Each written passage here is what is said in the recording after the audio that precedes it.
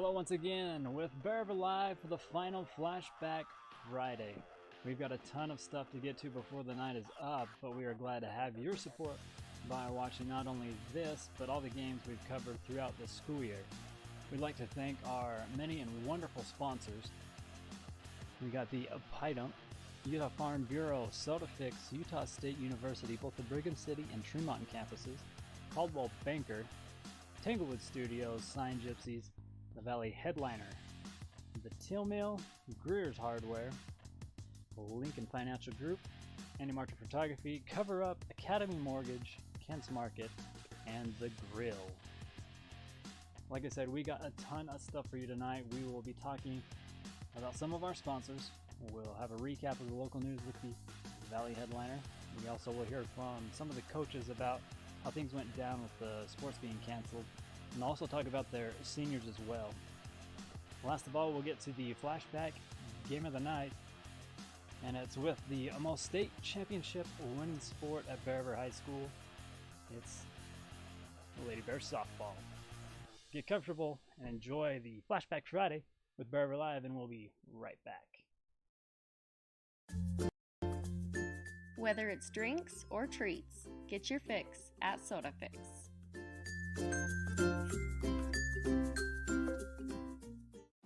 Tanglewood Studios has something for everyone, whether it's dance, cheer, color guard, or gymnastics. There's even recreational all-boys gymnastics along with Mamma Mia classes. Enjoy co-ed hip-hop, classical ballet, point, contemporary, jazz, along with karate and parkour. Tanglewood is a USAG licensed gym offering bars, beam, vault, and a spring floor. Mom and Me and toddler classes are offered in music, dance, and gymnastics. Tanglewood Tots Preschool includes dance, gymnastics, music, and live sports. Singing classes, guitar, and musical theater are also offered. Family rates are available, so come join the fun. The Till Mill is a local shop that has a wide variety of tumblers, bags, and custom hats. No matter the outing, they have the perfect product for every occasion. This season, the Till Mill is Bearver Live's In the Bag sponsor, helping to wrap up the coverage of each game. And welcome back. The Till Mill has all the tumblers and hats and bags you can handle. They come in different sizes with a wide variety of prints. One of their most popular options is the Haul-It-All bag. It's great for grocery runs, the beach, and all your sporting events. They also have totes and picnic coolers as well. We are going to highlight the Mega Makeup bag, which is this one right here. You cannot just keep your makeup in like I do. You can, it's good for road trips, camping, or any other outing as well. We also, what we like to do with it is shove all the books, games in there. It's good for road trips.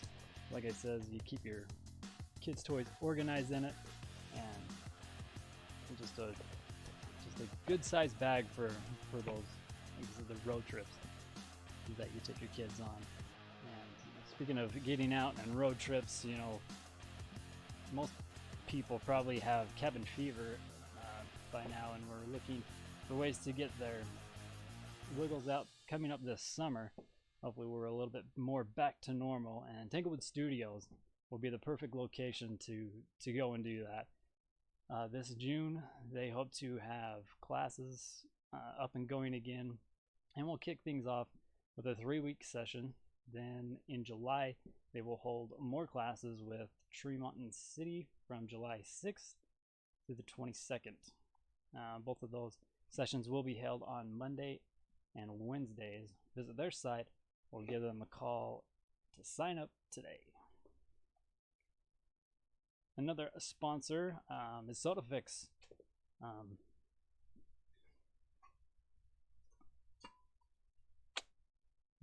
Went there earlier today.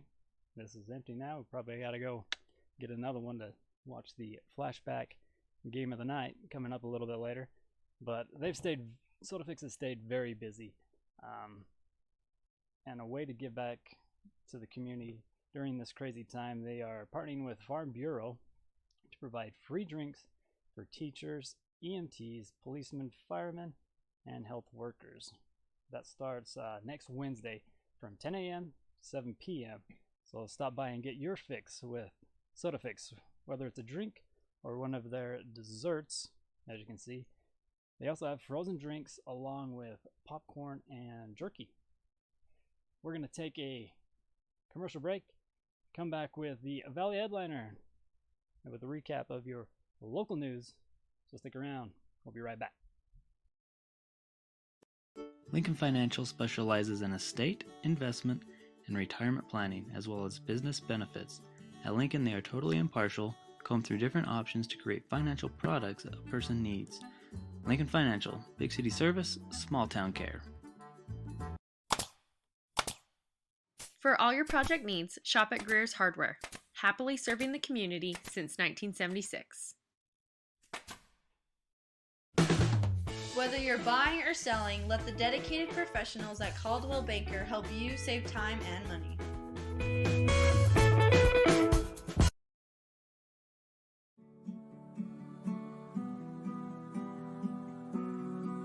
Kent's Market is always farm fresh.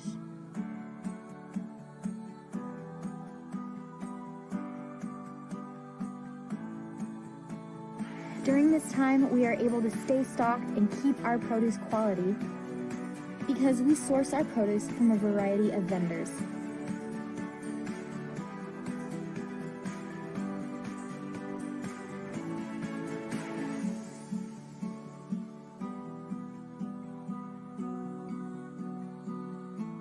Kent's Market, farm fresh. For joining me. My name is Carrie Dutry. I am the owner and publisher of the Valley Headliner at brvnews.com. This is a brand new digital news company that I launched in January of this year. I cover local news, sports, and features in the Bear River Valley, so be sure to check us out and follow us on Facebook and on Instagram. This is going to be my last Bear River Live Flashback Friday newscast, at least for a little while. So thank you for having me, and it's been super fun and exciting and not something that I totally enjoyed, but I did it anyways. In a quick recap of this week's news, there have been a lot of developments with the COVID-19 pandemic in the state of Utah. It started on Friday, April 24th, when Utah Governor Gary Herbert changed the status from a high-risk phase to a moderate phase. Just a few days later, on Tuesday, April 28th, he lifted some of the restrictions that were currently in place. For a full story on what those restrictions are, visit us at brvnews.com. We have a full story as well as links that will lead you to other sites and offer more information. More COVID-19 related news. The Golden Spike National Historic Park has announced that they have canceled the May 10th commemorative event, but they are still open to the public and are waiving all the entrance fees. All the outdoor sites are available for visitors to come and take a look. However, their bookstore and their visitor center is currently closed. It was also announced this week that the Tremonton City Library will be reopening their doors on Monday, May 4th. They have a few restrictions and guidelines that they are asking of visitors who come to see them.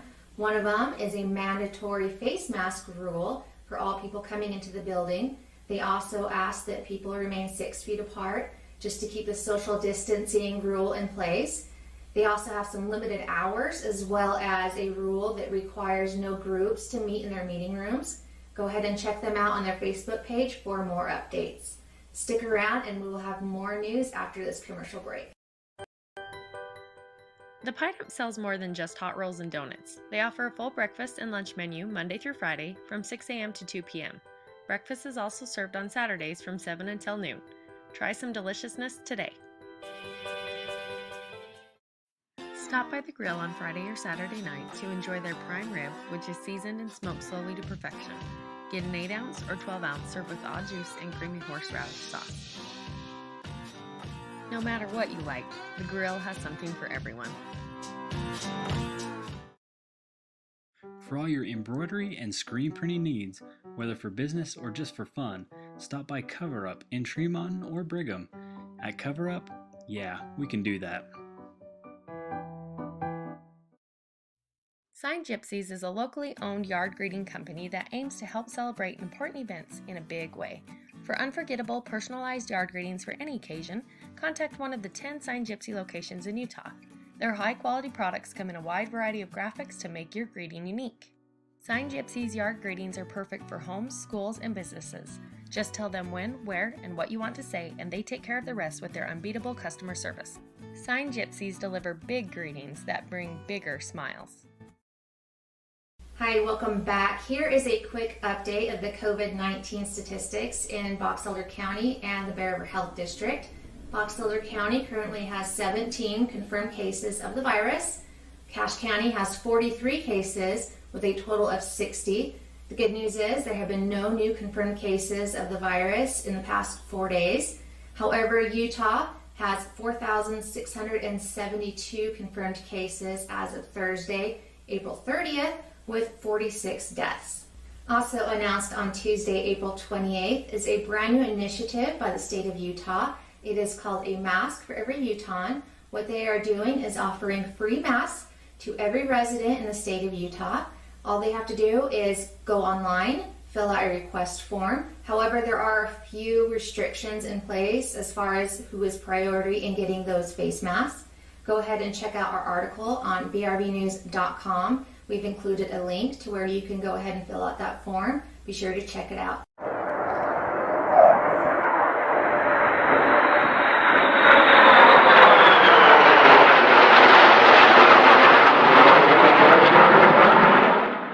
Thursday, April 30th, Hill Air Force Base held a special salute to all Utahns that have been working on the front lines during this COVID-19 pandemic.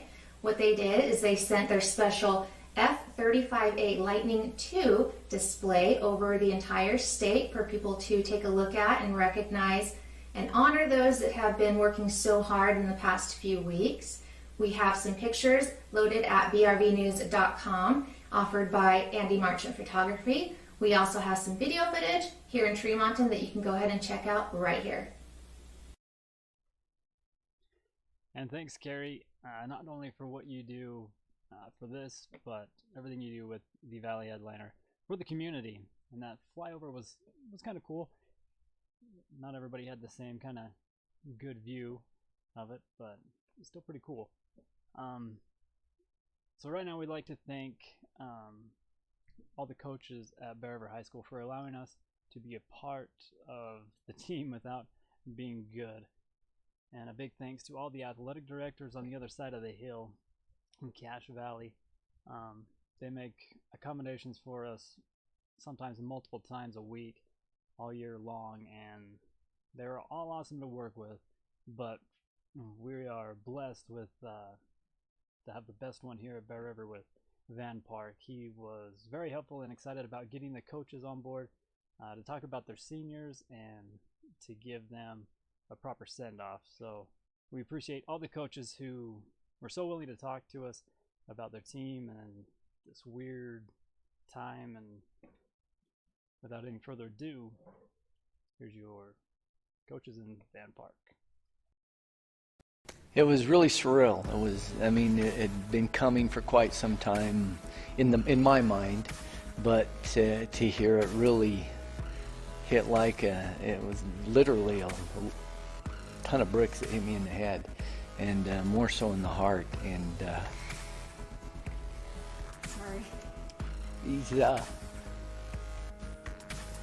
Honestly speaking, the first thing that went through my mind is probably the first thing that went through most people's mind, especially athletes and coaches, is, oh no, what are we going to do now? But then the second thought, honestly, was this is just temporary. This is just going to be something that we're going to be able to work through in this first month. Kids will still be able to work out on their own, and then we'll get back to some form of the season. And then when the state came back and said, never mind, the full season is canceled, my heart just sank. And you do your best to stay positive. You do your best to tell the kids to stay positive. But I wouldn't be 100% honest if I didn't say that I didn't have a few of those screaming my pillow moments of just sheer frustration and even heartbreak for these seniors, especially where they've got so many years where they've worked and this is the kind of the pinnacle of their high school careers, and without really any warning at all, it was just taken from them, and that just breaks your heart. First thing I really thought about was, come on, someone's kidding me, right? Because we've never seen anything like this in our society. So I was just thinking to myself, we've gone through so much.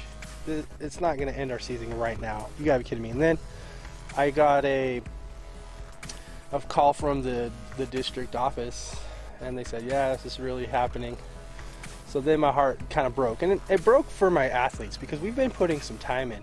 We've been trying to do everything right, and my heart broke for them because I really feel like they were doing things the right way. We were starting to gel as a team. We were starting to make it to where it was not just a team, it was actually a family. Well, I'm disappointed because we had a really good team. I know some coaches voted for us as being the eventual state champion. It was really hard thinking about like our players and how hard they work each and every day to get ready to play, and them being around their friends. You know, we kind of had some ideas of what was happening going into our last couple ball games, and just trying to think about each day out here. It could be the last time that you're out here with, you know, a group of guys when it's not supposed to end for another month and a half, 2 months. Was hard to deal with as a coach, just thinking about the players and their feelings and their parents. And my heart just sank. I don't know what it was, but I just told the boys, it's coming. There's a good chance. And during 6th hour, we started doing some videoing and discussing some things, and my phone started dinging. And I looked at it and I just shook my head and thought, here it is, guys, it's already here. That was devastating, but we still were optimistic about the season and stuff like that. We went in and practiced on Friday instead of having the game. Had a lot of fun, just wanted the kids to have some fun because they didn't know what was going to happen. And again, same thing. During practice, my heart just sank even worse. And that's probably what I miss the most, is just seeing the energy, the excitement, the love that kids bring. You know, that's why all of us got into this profession. And to see a lot of their excitement and dreams that they were hoping for their senior year be gone was really difficult. But they are handling it better than us adults by a long shot. And you know, I attribute that to their parents. I attribute that to them as great individuals, and I attribute that to the great coaches that we have that have taught them resiliency and to pick themselves up and to deal with what you can deal with and control what you can control. But they have just been amazing, and you know, eventually once the difficulty and the hurt goes away, I think they're going to look back on this and see a lot of growth that they have had personally. The 2-week break, everybody's kind of like, okay, like we can see that, we can work with that. It's hard not to be around your ball club and your friends and things that way. And then as the 2 weeks kept getting expanded, it kept getting harder and harder, and you could see it in the kids. And that was the hard part. Like when you would talk to your kids through Zoom messages or even through text messages, you could just kind of feel it, that they could slowly start to see that the seasons were not going to happen. I would say that they were heartbroken, especially like our 5 seniors, having watched them grow up playing the game. And this was their opportunity. They hadn't got a ton of varsity experience playing behind a senior class that had played for 2 to 3 years in front of them. They worked extremely hard every day before that, and then going into this year, they took it as, you know, this is our shot to be out there on the varsity field, and you could see it in their eyes that they took it really hard. They didn't get to play, you know, what they thought was their last game. Well, they're disappointed, obviously. You know, the seniors, it's kind of like their graduation too. They feel like that everything has been taken away from them, and you know, it has. I feel bad for them that work as hard as they have, and then not have the experience or the opportunity to display their talents, and so it's disheartening. Tell the boys at the end of practice, we're done, you guys. We're not doing it anymore. They've shut us down. They've canceled school and everything. And the remarks were, "No way. You're just kidding, coach. It's not real." And it wasn't until they started getting their phones and realizing that it was posted that school was canceled. And so since then it's just been a heartache, because this was all brand new to me and I was excited, and first time I had my own class where I could visit with the kids. We had 4 seniors that were working extremely hard. I was putting a lot on them, and they were doing what I was asked. It was just devastating. I've known these kids for a long time, and it was hard. It still is. It's kind of weird because I wasn't there in person when I was able to tell them. I let them know on our last practice that it's something that could happen, and they kind of were crying. A lot of them were crying, like, no, it's not going to happen. I was like, and I really thought it would just be a short-term fix. I felt like, oh, we'll be out a couple weeks and we'll be back. So I guess the initial reaction was everyone was just crying and sad, but they've been really good. We've done a lot of online team challenges daily. Our senior captains have stepped up. Well, actually all of our captains, because we got a junior captain too, and we've been doing online team challenges and a lot of my team members have been staying the course, because we just didn't know if we were going to come back and make something of the season or not. So they were really wanting to make sure that they were ready to go when they came back. The reaction of the team is kind of been the same thing. Just a lot of broken hearts, a lot of, like I said, frustration. The kids I haven't seen really many negative responses from kids, but again, it's just feeling like they had something special going and it was taken from them. And we try to focus on what we can control. We try to explain that to the team. We've tried to do that for the last few years, is control what you can control and let everything else do what it is going to do. But this was just took it to an extreme that nobody could anticipate. A lot of them have they started before I even encouraged them, and to make contact with their kids, and I think that's really beneficial for our students, but I think that's really beneficial for our coaches and those that have got on the social media and done things to try and connect with their student athletes. You can see that those are the ones that they're dealing with this the best and are getting through it the best, because they need the strength of the kids, just like the kids need the strength of their coaches. But for the most part, they really do seem optimistic and hopeful. Dallas Moyes. Dallas has been a great player. He's left-footed.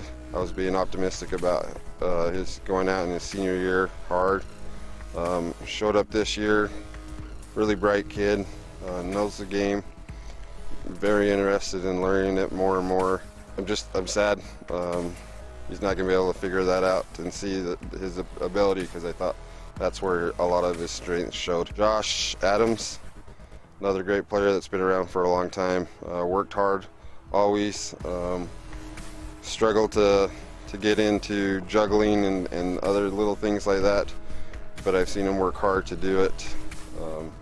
Constantly trying to improve himself. Learning to be aggressive without getting penalties. He's come a long ways. Josh played out on the wings, whether it was right or left. It didn't matter. He did a great job. And then you got Porter, Tackett. Porter's been a starter for years, all these years. I think from the time he was a freshman and he walked on the field. He's a great size of a player. He had a lot of pressure on him. I know from seasons past he's felt that he's always carried the team on his shoulders, and so when we had a mistake, he really put it on himself. So I was excited for Porter, though. He's a great kid. I had no concerns on where I played him. It was just more of a mentality thing for him. So I was hoping to finish out his senior year with a lot of fun and strengths. And last but not least is Emilio Mendoza. Emilio's dad took him to Ogden to get on a team, and Emilio's been playing comp ever since. He's a phenomenal player. Emilio, I know, has put in a lot of time and money and effort. Passion for the game is up there. He played right up until the day of tryouts in the last tournament with his other team, and was a phenomenal player all around. Read the field really well. Could have easily been a starting midfielder, but because of his abilities, we had to use him as a defender. I'm really proud of Emilio though. I know that he's signed on to a college team already. He'll be going out to Wisconsin. Dylan Marble, you know, he's a two-sport athlete here, played 3 sports most of his career. So a lot of people know who he is and the things that he does and the type of kid he is, and his hard work, gritty attitude, his leadership, his ability to put his arm around people is something that, you know, you look for, and even as a coach you gravitate towards as a person. Tanner Orton, he doesn't say a lot. He's very quiet. But his demeanor and his presence this year has been huge. He has grown so much as a young man, and his leadership abilities has been awesome to watch. Ashton Rhodes, who's a kid that eats, sleeps, lives baseball, wakes up in the morning, that's probably the first thing on his mind. And to watch him not be able to go out and do the thing that he loves every day, it's been hard. Talking to him a couple times, he still goes out every day, does his workouts. I don't doubt that he does. It's just one of those things that I know he does. But his leadership this year has been huge for us. Cam Reis, another 2-sport athlete for us in the school. He's probably one of the grittiest kids I've ever seen. Hard work. He's a kid that understands that, you know, I'm going to work hard no matter what, and it rubs off on his teammates, and his teammates see it every day, and the people that are around him see it every day. And then there's Big Austin Taylor, big country boy. Never forget the time that his dad called him puddin', and it's kind of stuck. He's probably gonna get mad at me, and he may laugh at this a little bit, but that puddin' name kind of sticks. Dad called him puddin', he hit a home run, and it just stuck with him. His hard work, his smile, the things that you have a hard time not seeing on the baseball field, because this place for them is something that makes them happy. Quietly lead by their example and hard work, and that's kind of the way these seniors are. You don't hear them getting on people. Katie is she's kind of been our utility player. She's been a tremendous player this year. The one game that we did play, she was 5 for 6, had a 3-run home run and a double and 3 singles. That's a good start. So, you know, she was off to a great start, and you know, she's signed with Snow College, so I'm happy for her. She's been a really good player. Oakley's left her mark. I maintain that she's the best first baseman I've coached in 20 years. She's been a really good player for us. She's signed with Dixie State. Bailey has had a really good year. A good career. 4-year letterman, signed with Snow. Her career though was kind of, junior year she was out most of the year because of her knee injury. We have a great group of seniors, and again, these kids have been working hard. We've got one senior that joined us this year, and your heart breaks for him, but especially for the group of seniors that have been playing with us for the past 2 years. This was going to be our 3rd year. They put a great team together. They've all been working hard. Our 3rd game of the season, they really came together and gelled, and it really got everybody excited for what was to come. Again, they're going to miss out on opportunities, and I think they all realize that. But again, they're a resilient group, and they're going to do well in the next stage of life, and this is just going to have to be a growing and learning experience for all of them. Hopefully from this that we can learn and they can learn that to appreciate each moment, appreciate everything that you do have at that moment, because you never know when it can be taken away from you, just like this season has. We have TJ Yates. He was our 1st-year player this year and coming along really well, developing really fast. We have Devin Lewis, who's played with us for 2 years. He came in last year as a 1st-year player and really stepped up and helped our defense out, and was going to do the same this year. We have Carson Grover. Great kid, developed so fast. When he showed up for that first tryout 2 years ago, just quiet and timid, and this year he was going to have a breakout season. He was on his way he had scored a goal in at least 2, a goal in each of our first games, and was just looking great. Easton Egley is another senior of ours, great athlete. He's the fastest kid on the field. He's so fun to watch because he literally runs circles around the defense. He's looking to serve a mission, and he's also a great hockey player and looking to play hockey at the next level. We next have Bracken Bjorn. Bracken is another one. He came and didn't know what the sport was 2 years ago and just took it all on, has a great work ethic, and became just a dominant defender. And again, he just made our defense so solid and so strong. He's another hardworking kid that's going to do great, and I know he's planning on a mission as well. And then we have Tyler Howard. He is a team leader, both on and off the field. He's just an amazing athlete that, if he chooses to do so, could easily play at the next level as well. And I know he's planning on possibly attending BYU and thinking about a mission as well. And again, I can't say enough about Tyler and just his lacrosse IQ and just his understanding of the game was just amazing, especially as a coach, to watch him and know that, you know, he could coach me, just knowing how well he understands the game. And then we have Caden Miller. He is another one that's just been a team leader. He's been playing lacrosse since he was pretty young, and he was instrumental in getting the program started up here and helping these kids learn and develop in the game. And I think that's one of his strongest attributes, is just being willing to teach kids the game and being a player coach for the last 2 years. And he's committed to playing at the next level, and he's just excited about the game. And really, again, for all of these kids, it's just a disappointing experience to have to miss out on this last season, you know, this last pinnacle of their careers, and just the potential of a season that was there, but knowing that they all have great potential moving forward in whatever they choose to do. You know, it's going to be rough because 3 of my seniors that are leaving me, Taylor, Cassidy, and Kate, they were with me from the get-go, you know, and they have helped build this team to what it is today. And for me, it's not just team members; they're family, you know. I've got other seniors, like I've got Gentry and Shay and Kelsey came in this year. Man, I feel for them because they've come in and they've done things the right way. They've done things, I call it the Bear River way, you know.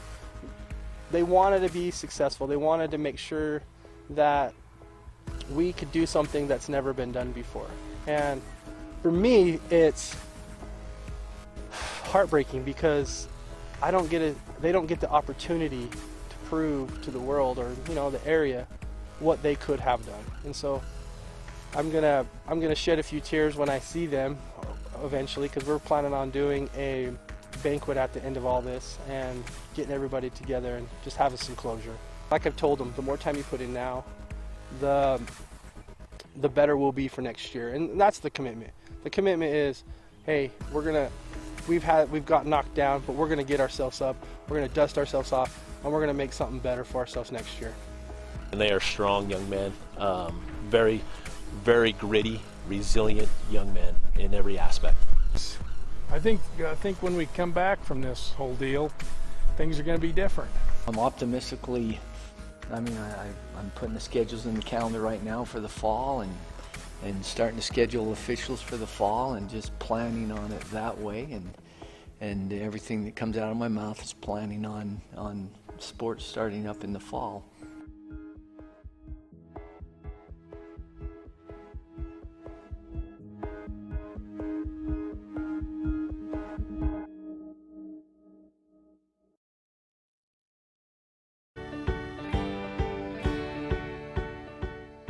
These girls behind me, they are actually my club volleyball team. Besides my family, they're one of the main reasons that I decided to go back to school. A lot of the girls would come to me and talk to me about some of the issues they were having at home or at school. And that's kind of when I decided I wanted to go back and further my education in psychology and become a high school counselor. My name is Megan Cooper, and I'm an Aggie.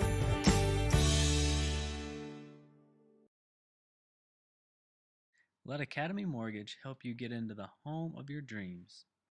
Give them a call today.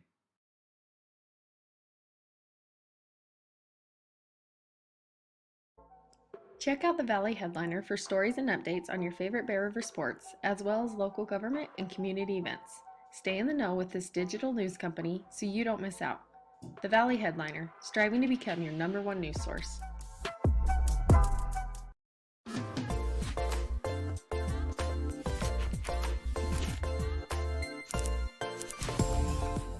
Andy Marchant Photography specializes in portraits, family pictures, bridals, and engagements.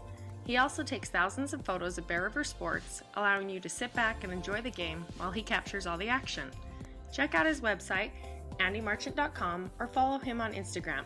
Let him help you preserve your memories at a great price.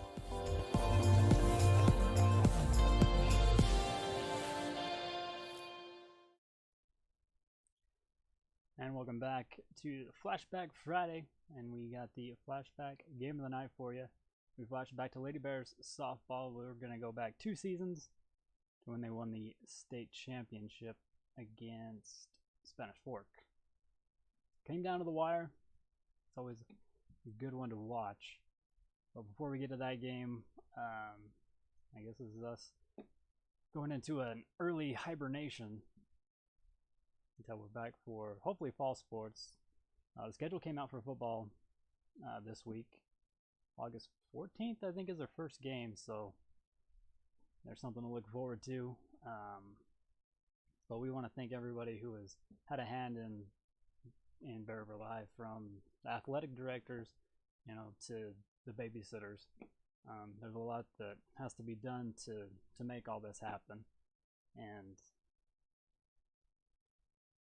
just a big thanks to the sponsors once again. Without them, we couldn't cover as much as we do. I'd like to thank Amy for helping commentate softball, volleyball, girls basketball. We was going to have Clay Chernus help commentate for baseball, but maybe we can get him next year. And again, the athletic directors, not even the ones not over in Cache Valley, because we went out to St. George, and we've been to Dixie, Pineview, Cedar was awesome. We were just down there in the winter to Hurricane, and everywhere we go, it's what do you need? And thank everybody for that, and all the babysitters, the neighbors that babysit, the moms,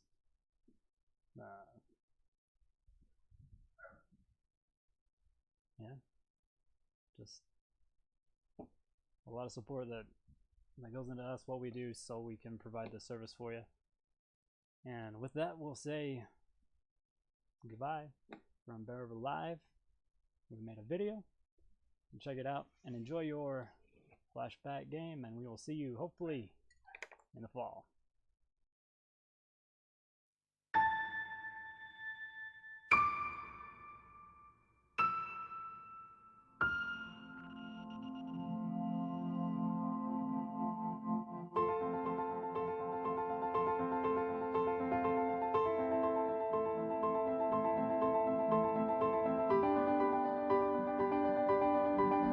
The 0-1 pitch. Carrying and hit deep. Hit deep. Driving on the near side. There's a shot and a goal. Kick in off the crossbar and in. Shot. Line signs up. He's going to try for 2. And safe at home.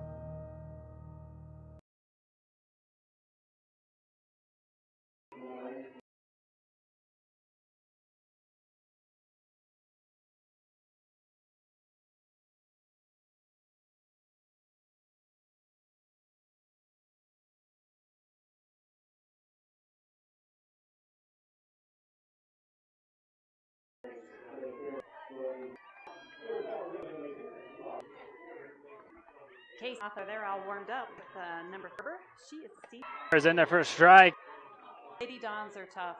When Bear season, always been in bracket, our division. I'm not sure what you want to call that, but we play them every year because they're just always so good. So this will be a fun game. And we have played Spanish Fork already this year, but that was like second game in the season or something like that. We did when we went down to the Spanish, the St. George tournament. They were there.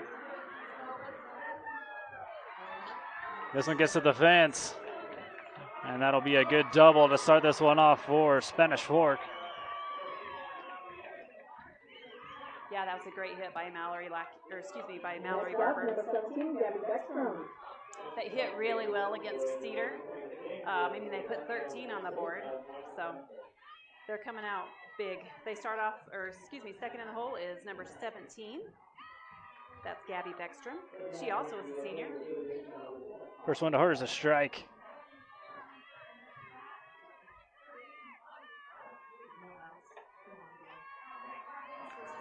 Here comes number 2. This one low for a ball.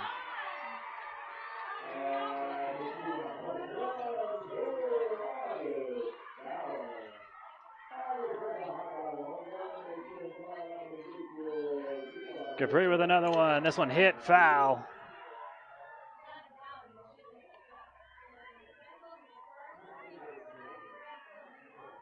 Spanish Fork has to beat Bear River twice. So if they win this game, we will have another one after this.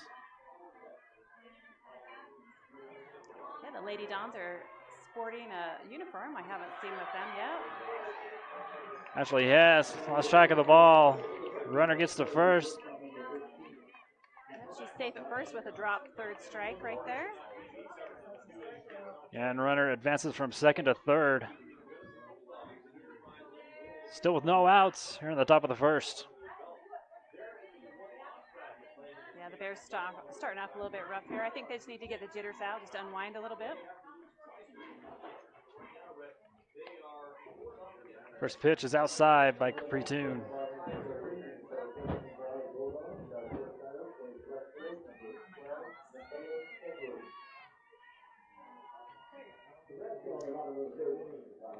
Another outside as they get to second on a steal.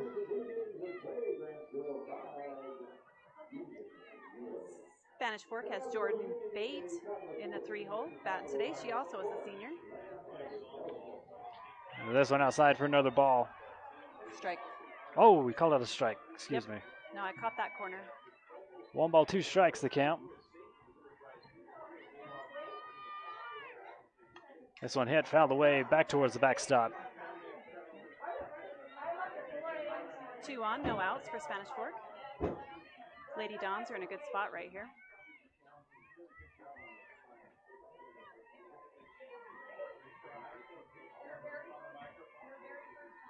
There's a 1-2 from Capri outside.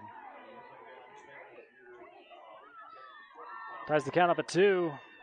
2 on, no outs.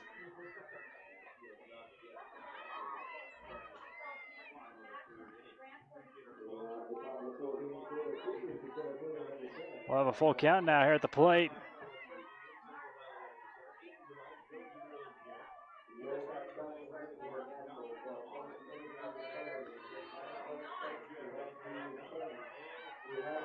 Lady Dons have had 2 up, 2 on.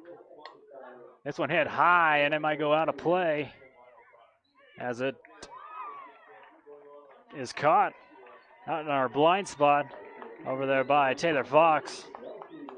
Yeah, Taylor doing a great job right there. Good talk. That's her ball, and she went all the way to get it. So she's been doing a fantastic job this weekend. Man, we couldn't ask any more from her. So there's the first out. Still with 2 on. That brings up number 10, Briley Rudd. She's a junior for the Lady Dons. This one misses for a ball. So Spanish Fork is all juniors and seniors, about half and half, and then they have 1 freshman that they like to play, it looks like. So another pitch misses outside.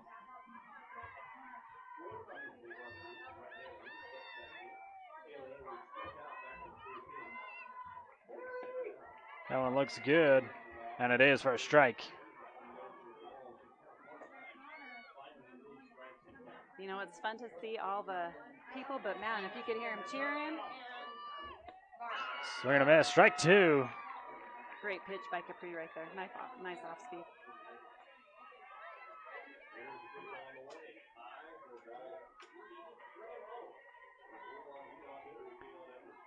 Here's a 2-2 pitch. That one looks good, and she strikes her out. That's the first one today for Capri. Out number 2. Did Gabby get on base from the catcher dropping the ball, right? All right, that brings up number 14. That's Aislinn Sharp for Spanish Fork. This one looks good, and it is for strike.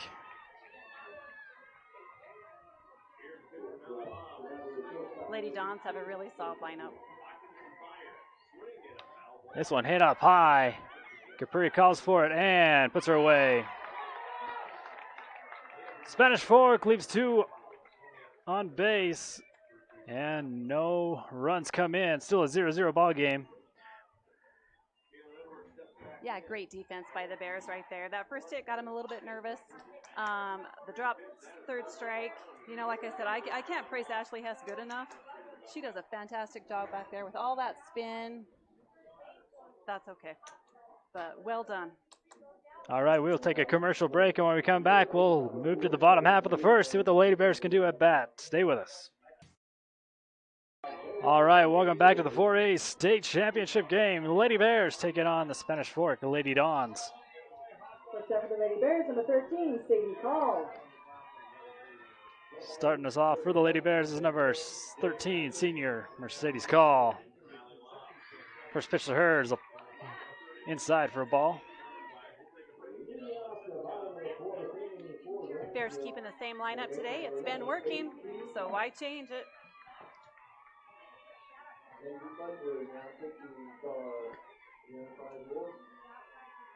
Pitch number 2. This one looks like it's high. A little outside for a ball.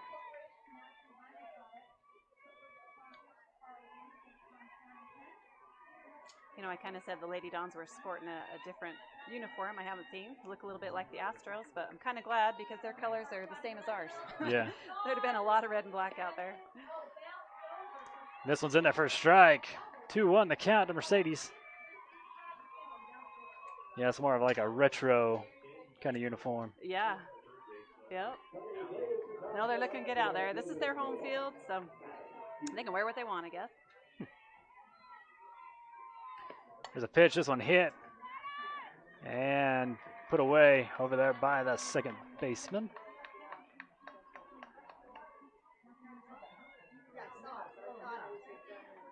There's one out. They're in the bottom of the first. You know, that's okay. She just missed it. She has a lot more opportunity in the box today, so it brings in Taylor Fox, who has been doing an outstanding job for the Bears. We're going to miss her next year. She's an awesome senior. First pitch to her, misses for a ball.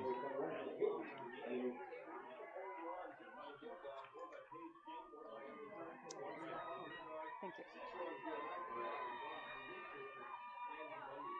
you. And pitch number 2 to Taylor is hit out of play, foul ball.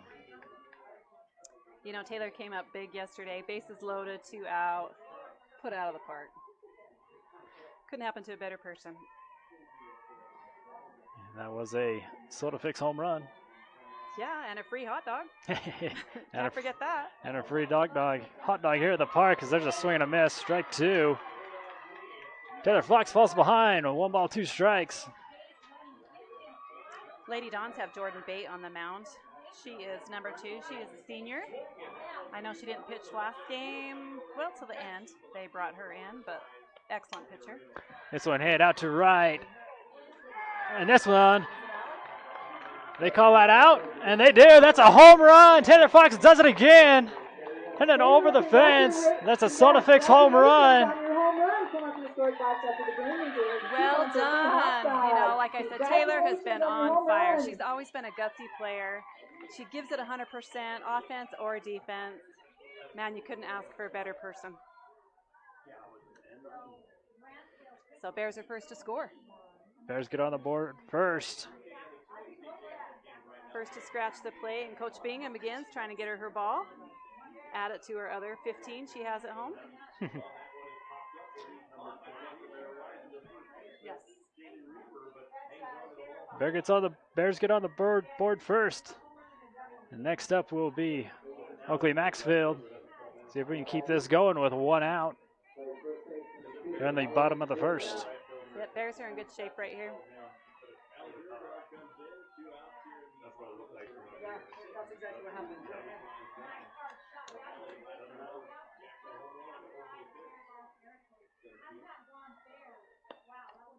This one shot back to the backstop for a foul.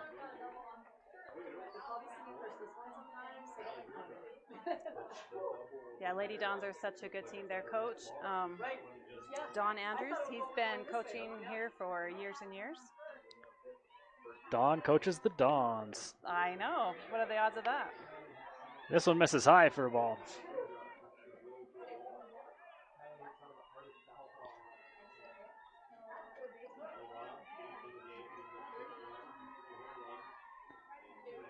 Here comes another one to Oakley. She hits this one, and it's going to land foul on the right side.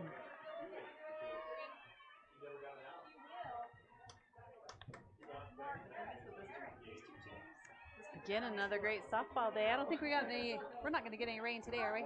Lightning, thunder, none of that? I don't think so, not today. No, it's gorgeous. A little breeze, a couple home runs. There's a swing and a miss, and out number 2.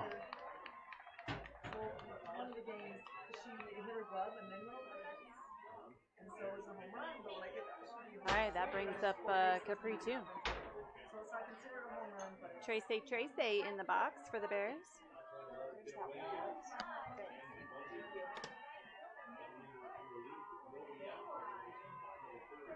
Our final senior here in the lineup. And she crushes it out to right center. And it's back and it's gone! Capri Toon with another home run. Capri Toon, congratulations on your home run. Make sure you come up to the scores box after the game and get your hot dog. You know, Capri is solid. You never worry. When she's in the box, you know something great's going to happen. Another Soda Fix home run. Capri Toon rocking it on the mound and rocking it at home plate. Lady Bears 2, Spanish Fork 0 here in the bottom of the first. That'll bring up our catcher number 6, Ashley Hess. You know, I kind of talked about Spanish Fork having a solid lineup, but, you know, any one of our girls, I love them when they're in the box as well. And Ashley's done a great job. She's such a good catcher. She's such a good team player and such a good hitter. Ashley Hess, another one that got a home run yesterday. She finds a hole in this one, gets out to the right, and she'll be safe on first. Yeah, she put it right through that 3-4 gap. Great job by Hess. Next up for Bear River, number 3, Oakley Trap. Keeping her rally going with 2 outs is number 3, Oakley Trap, coming to the plate. Speeder Punter is going to come in for a catcher. All right, that brings in 32, Cody Gibbs.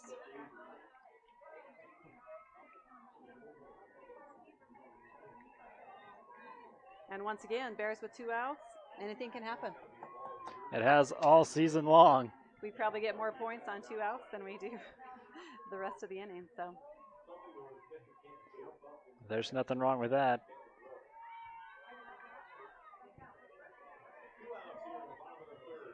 I think Oakley hit a home run yesterday, so she could easily put one out as well.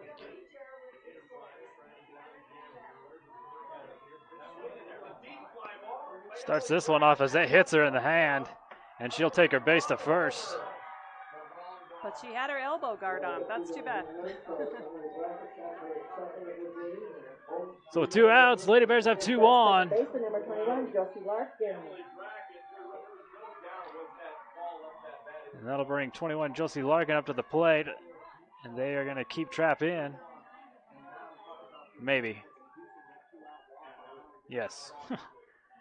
Mom comes over and checks her out. She says, just leave me alone. Well, you know what hurts, but man, who doesn't want to play? Exactly. Who doesn't want to play today? There's a pitch, swing and a miss. Strike one to Larkin. Yeah, Josie's hungry for it. Just need to be patient.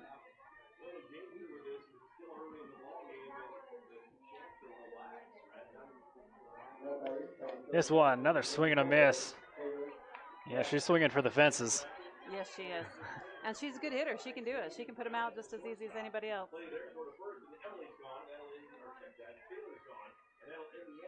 But a base hit to keep us going would just be great, too. Here comes the 0-2 pitch. This one hit foul. She got a piece of that one. Seems like the ball is just rising just above her bat.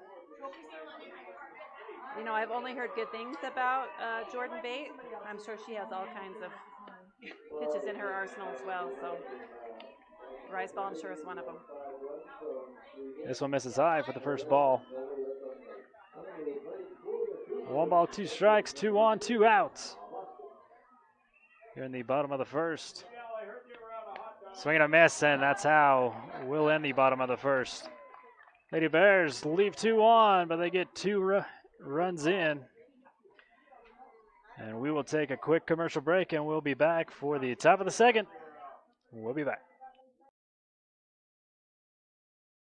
All right, welcome back here to the top of the second here in the 4A state championship game.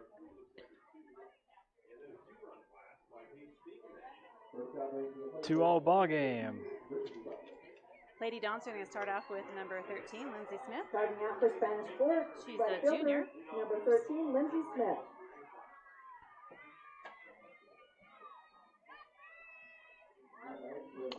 First one to her is hit.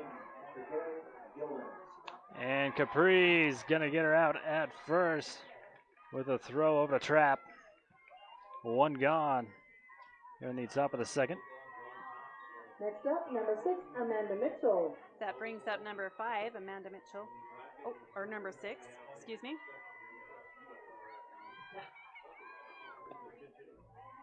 The paper and her jersey don't match. This one falls out of the zone for a ball. She's a junior for the Lady Dons. Second one to her. Gets hit. And a diving catch. And she is out. That is what I'm talking about. That is Veriver style right there. Doesn't matter if it's foul or fair. Take a look at the replay. Oakley trap. Diving for it.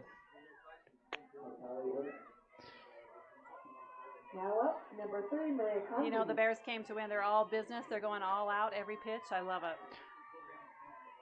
2 gone here on the top of the second. That brings up number 3, Marie Conde. She's a junior, Lady Dons. That one in there for a strike. Spanish Forks had 2 up and 2 out. This one misses outside for a ball.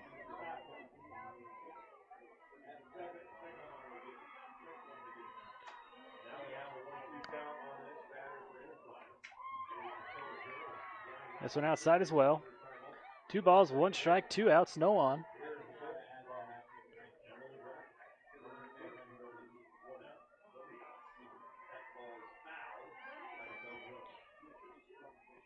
This one in there, popped over. It's going to come at the crowd. Oh, it hits the van here at Spanish Fork.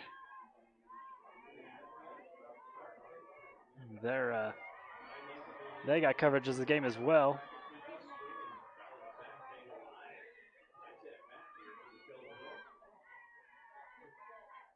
I was watching the TV at the hotel today, and I can't remember which game it was, but the first baseman was coming in to catch a fly ball, and the runner had knocked his mitt off, so he just caught it barehanded. This one just out of the reach of Taylor Fox, as there's a single for the Lady Dons as they get a runner on first.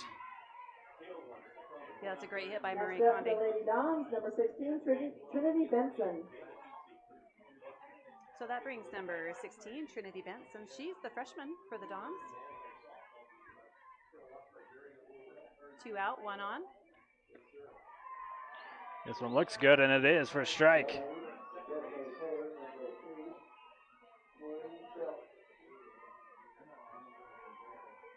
Bears just need to get 1 more out, finish this up.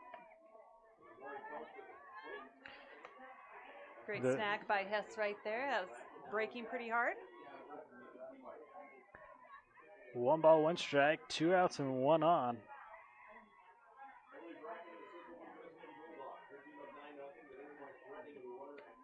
This one outside.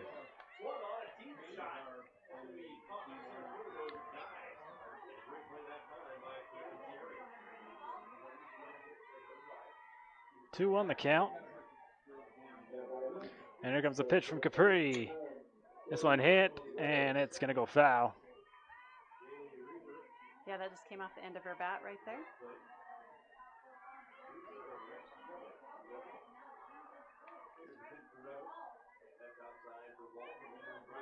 Bears just need to get one more out here to close out this half of the inning.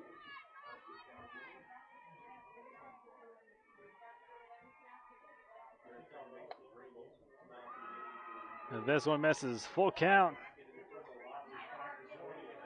Here at the plate with 2 outs and a runner on first.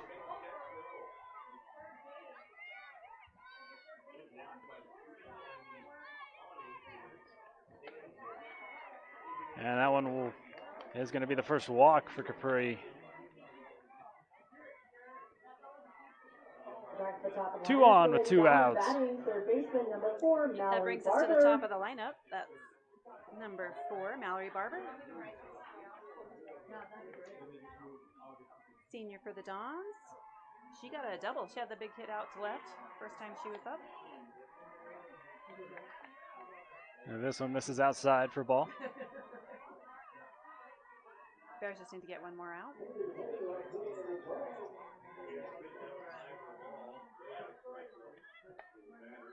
And this one misses as well for another one.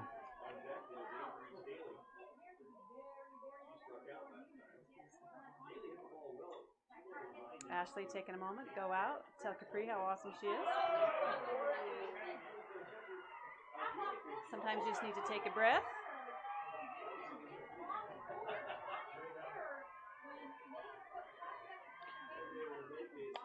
This one hit out of play, foul ball.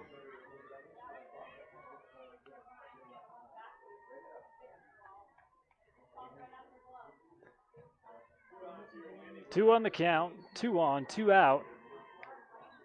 Here on the top of the second. By 2. Bears up by 2 here on the top of the second. Here's a pitch from Capri. This one looks good. And it is strike 2. Yeah, it's a great spot. Now we're 2 everywhere.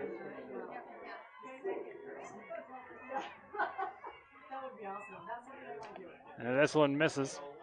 So back to a full count. 2 on, 2 out. See how Capri finishes this off. Yeah, getting herself together right there.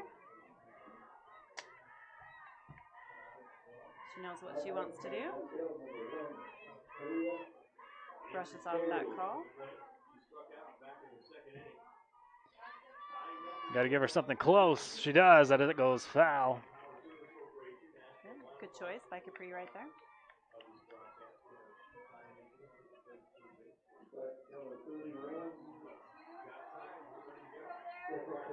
So we still have number 4, Mallory Barber, in the box.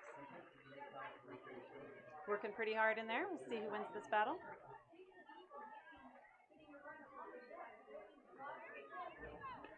Here's one from Capri. This one's shot.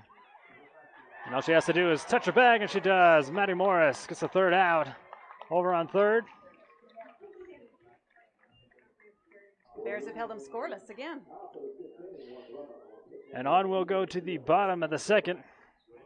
After a couple commercial breaks, as there's the out by Maddie Morris. Here in the 4A state championship game, we'll be right back.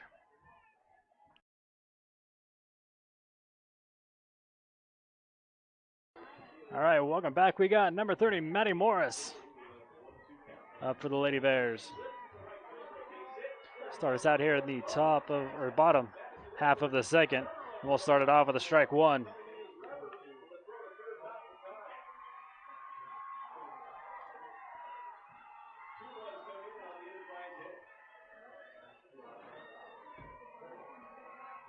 Pitch number 2 comes in there high for a ball.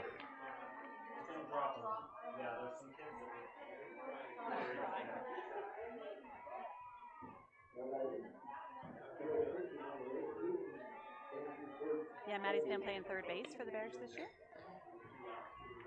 She's a junior.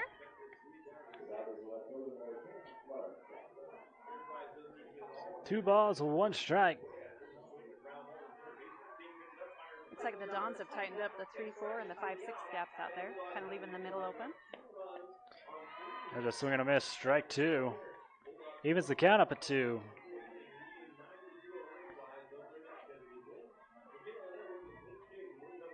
See if Maddie can put this one in the gap.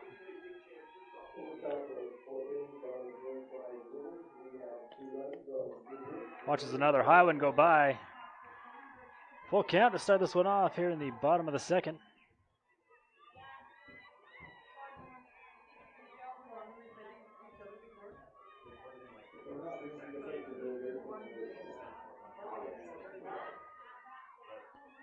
There's a pitch, and there's a swing and a miss. Maddie Morris goes down on strikes for the first out here in the top of the or bottom half of the second. That brings up number 24, right fielder Bailey Tyre. Bailey Tyre.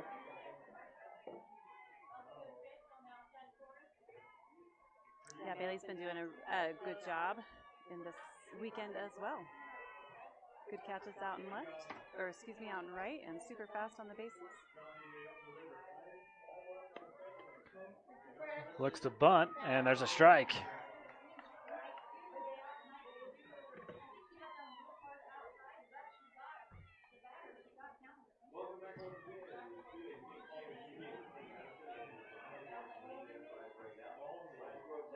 One out, here comes the 0-1 pitch.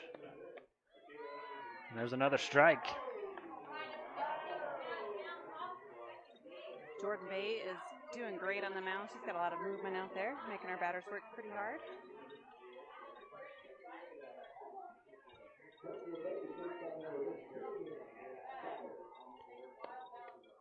And this one misses for a ball. 1 ball, 2 strikes, 1 out, nobody on.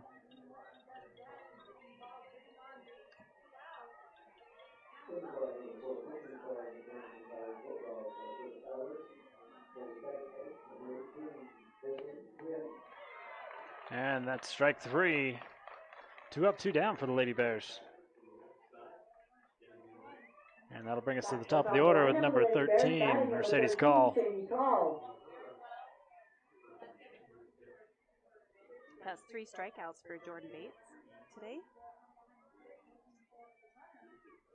And like you said, we're back to the top of the order. Sadie's hungry for a hit. This one out of the zone for a ball.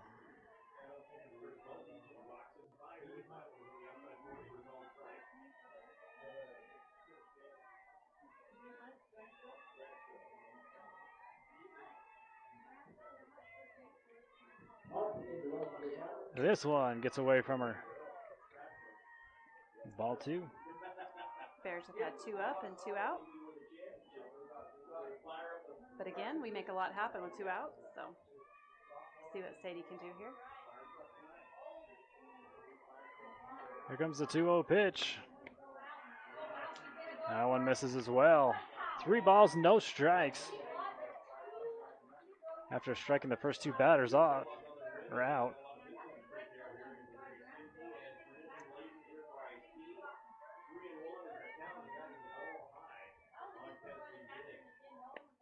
And this one misses. No, he calls it in there for a strike. Looked a little outside. Gave her that corner. Sadie's still in good shape.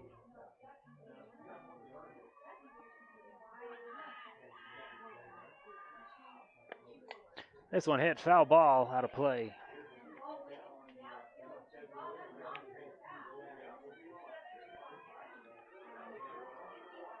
Sadie's one of our 3 seniors, and man, she's done a great job for Bear River all 4 years. As a as a freshman, she started varsity and never looked back.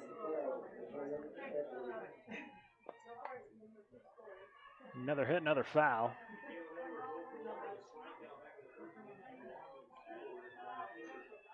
I know we've mentioned this before. She'll be going to Slick this fall. She's going to play in the field for them, and she's going to do a fantastic job. She's such a nice young lady. Very well-rounded. There's a full count. Pitch to her. She's going to swing and maybe get it to drop. And it gets on the fence. Doesn't go over. She'll slide to second. And the Lady Bears, again, getting stuff going with 2 outs. Mercedes Call gets a good double. Yeah, she found the gap out there, center right. Strong. It was pretty close to the fence. And then the fielder bobbled as she picked it up. So that gave Sadie a little more time to get to second, which brings up Taylor Fox, who hit one out last time she was up. Sadie's so fast, Taylor just has to get a nice strong hit right here, and that can get Sadie around and in. First one to Taylor is going to be hit high out of play for a foul ball.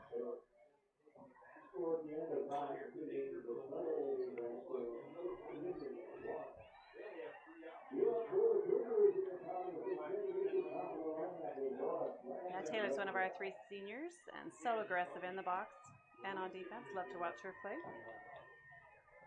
Bears have 2 outs, 1 on. This one misses for a ball.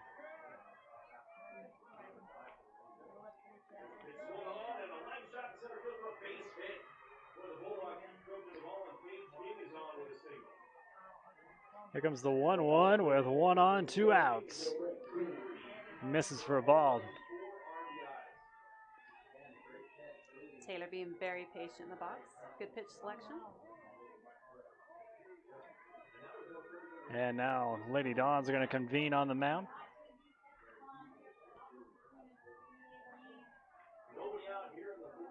Again, we'd like to thank you for watching and thank our sponsors. You know, it is Saturday. You can hopefully watch the Lady Bears get state championship. Go greet them as they come into town and then head over to the Pie Dump for some dinner. It is their monthly steakhouse dinner night. Sounds like a plan. You better call ahead, though. They need to know how many people will be coming. A nice steak victory dinner sounds good. Yes, it does.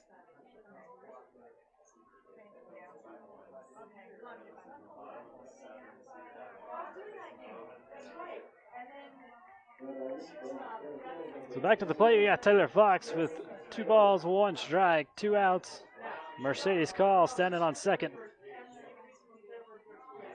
Just waiting to come in. And here's a pitch. This one high. And Mercedes tries to go, and she's going to be out, and that's the 3rd out.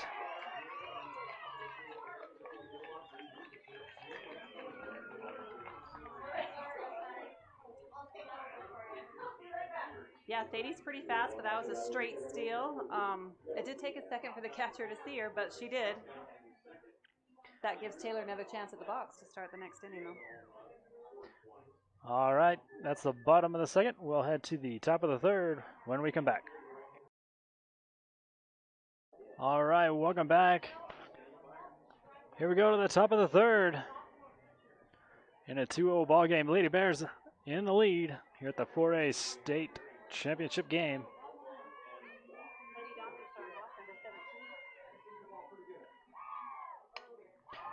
This one starts off as it hit over to left field, and that will be a solid single to start us off for the Lady Dons.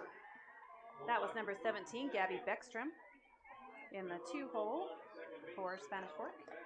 She's a senior, and that brings up number 2, their pitcher, Jordan Bate, who's also a senior for the Lady Dons.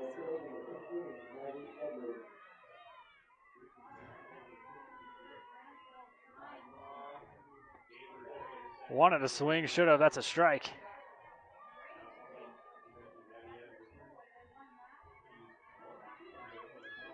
Last time Jordan was up, she flew out. It's the foul ball that Taylor went and got. This one hit away, foul ball.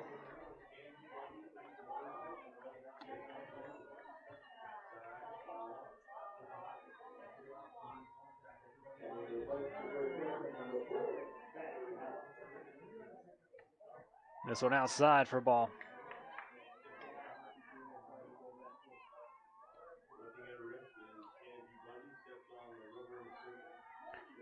One ball, 2 strikes. Here's the pitch from Capri. Hit up high. See if Taylor Fox puts her away. The runner stays at first. We'll have 1 out here in the top of the 3rd. And that was her same story as last time at bat. So good job. Good pitching by Capri. Way to hustle over there with Taylor. Brings up number 10, Briley Rudd, Jr.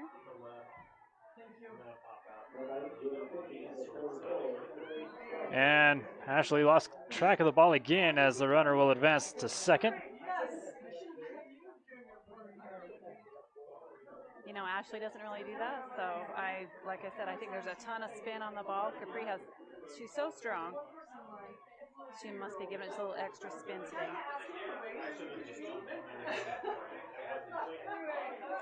That allows the runner to advance to second. Tying a run at the plate. Here's the pitch. There's a hit.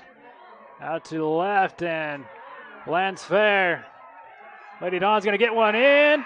No, they got her out! Ashley Hess gets her out of the plate. Great tag by Ashley right there. Good talk on the team. Keegan threw that in there. They told him to let it go, to not cut it off, and the throw was on point, and she was out. Lady Dawn still has a runner on second.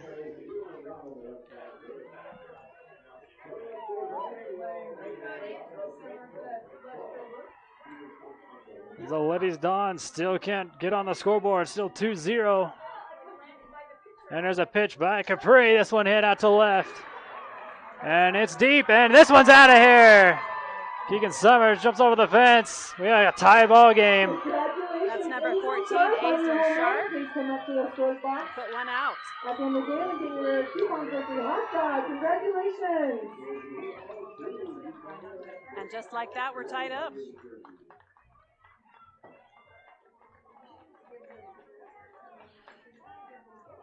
Oh, go ahead. The Bears have 2 outs, and that brings up number 13, Lindsay Smith. She grounded out last time she was up.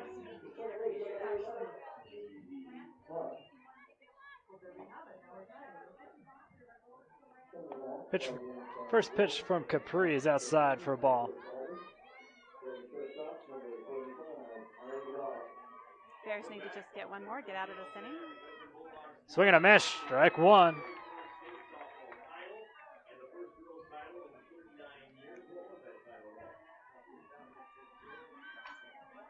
You know, I think this ball game is going to come down to the very last pitch.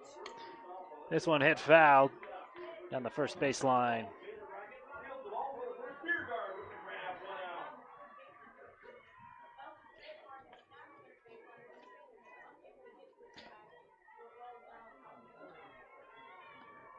Lindsay's playing right field for the Dons. There's a 1-2. Looks good. There's a strike 3. And the future Utah State Aggie gets a strikeout number 2 for today. All right, we'll take a break, and we will be back for the bottom half of the 3rd to see if the Lady Bears can regain the lead here in a tie ball game, 2-2. We'll be back. All right, welcome back. Bottom of the 3rd we go. The grill and their appetizers. I think my favorite is the mozzarella sticks. What about that sweet pork nacho? Ooh, don't think I've tried that one. I'm not going to lie, it sounds a little crazy, but it's delicious. Taylor Fox continues to be at the plate after the still got called out by Mercedes Call in the last inning. Yeah, it's pretty gutsy by the Bears, but Mercedes fast, she's smart.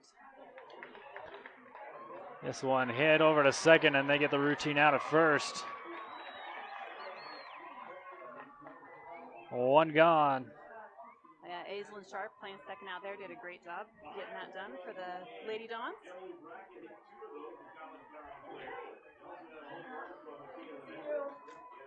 Brings up Oakley Maxfield for the Bears.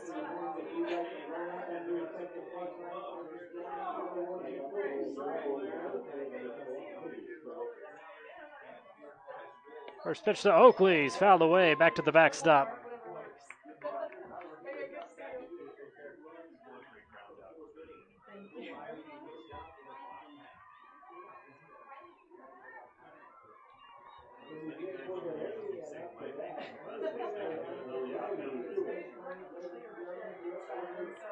There's a pitch. This one hit. Out of play. Foul ball. Oakley Maxfield behind in the count. 0-2.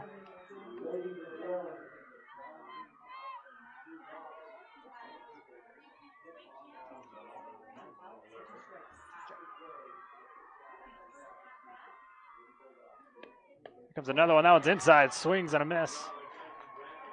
She goes down swinging for the out number 2. Next up for the Lady Bears, Two up, pitcher two out number for the 33, Bears. Capri Toon. But that brings up Capri. Capri put it out last time. She's, like I said, she's in the zone. She's been so focused this last couple days. First pitch to her. Swung on and hit. Finds the gap. And that'll be a good single for Capri Toon.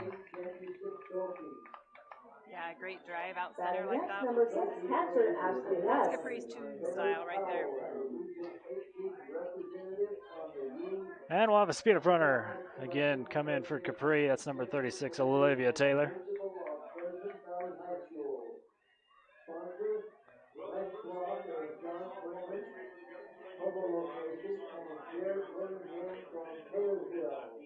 And up next for the Lady Bears, number 6, Ashley Hess.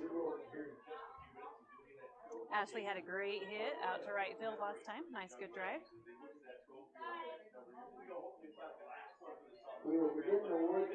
That's all the Bears need to do. We don't have to hit it out of the park. Singles can win a game.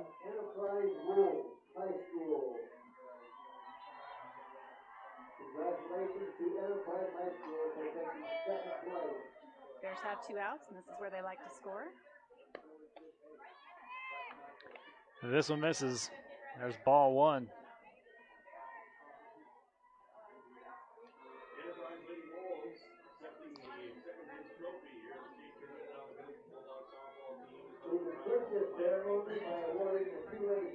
Two outs, 1 on. Here's the 1-0 pitch. This one misses. They're going to try to get her at first. She gets down and is safe. Yeah, Ashley being very patient. Knows what she's looking for out there.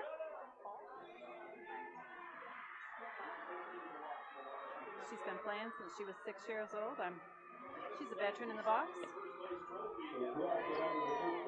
That one in there for a strike.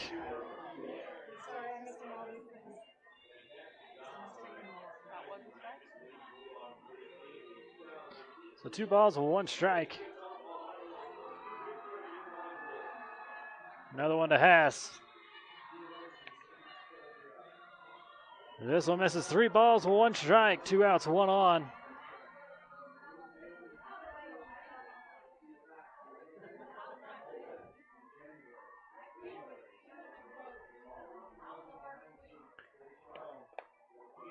That one looks good. It is in there for a strike. Full count now to Ashley Hess, with Olivia Taylor on first.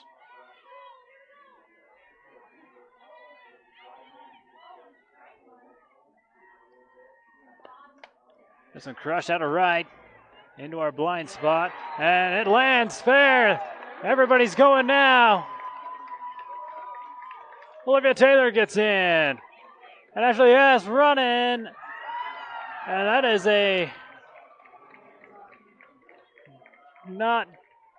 probably not going to happen. They're going to probably call her back on the second. I think the ball rolled out of play.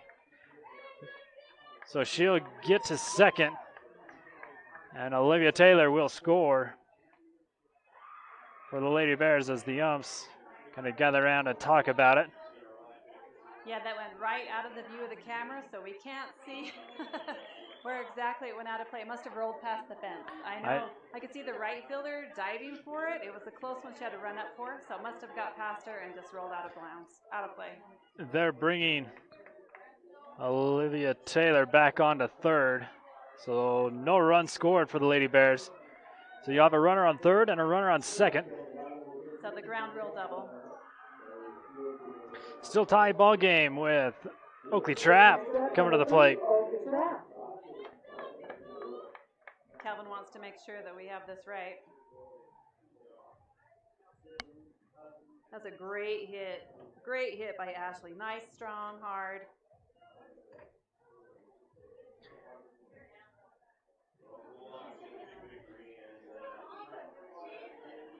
Calvin making sure we got this right. Calvin's probably asking him why his hands didn't go, why the ump's arms didn't go in the air. That there was no indication that it went out of play. That's why Ashley kept running. Nobody indicated that it went out of bounds, so Bears kept traveling. The Spanish Fork players did. Oh, did they? Yeah. Well, then that's... Speed up runner comes in for Ashley S. on second.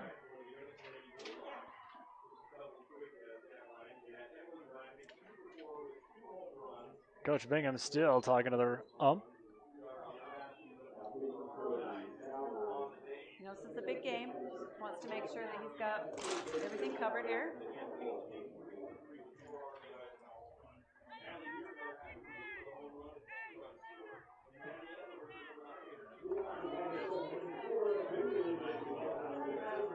Bears have 2 outs, 2 on. We've got Oakley Trap up to bat. She got hit in the hand last time. I'm not sure why we have a fan on the field.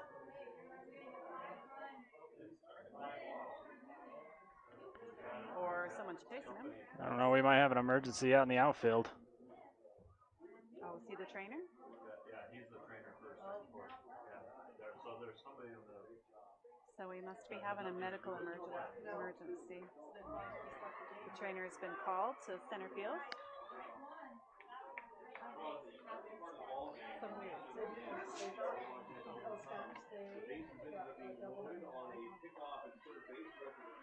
So that's a little bit scary for whatever's going on out there, but we're on the clock. We got Oakley going. Oakley Trap in the plate.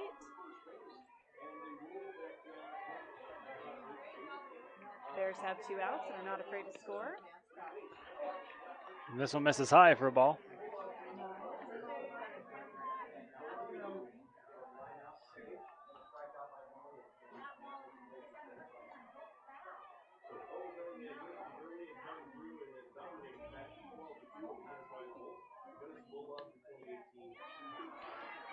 This one out of the zone for another ball. 2 balls, no strikes. 2 outs, 2 on.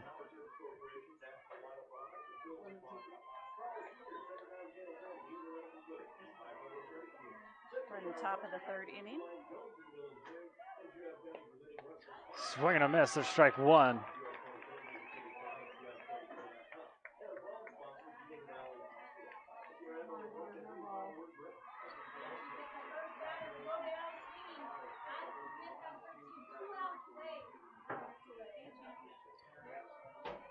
And here's a pitch. There's another swing and a miss. Ties the count up at 2. Trap is hungry for a hit right here. She knows a good hard hit can score, get us ahead.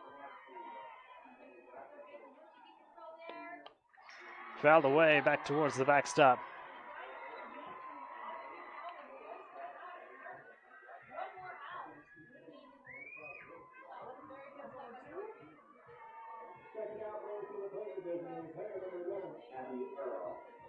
Oakley Trap playing first base for the Bears.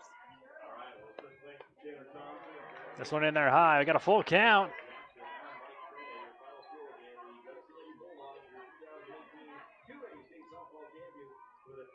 Bears have 2 on, 2 out. Full count for Trap.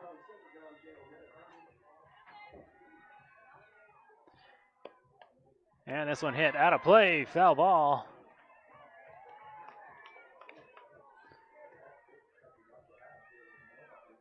Trap not going down without a fight. That's not very of her way. She's working the pitcher pretty hard.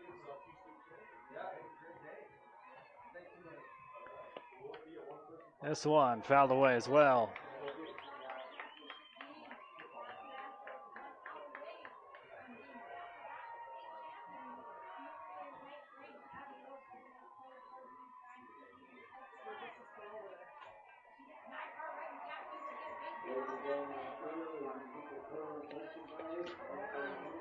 That's fouled away. She'll stay alive.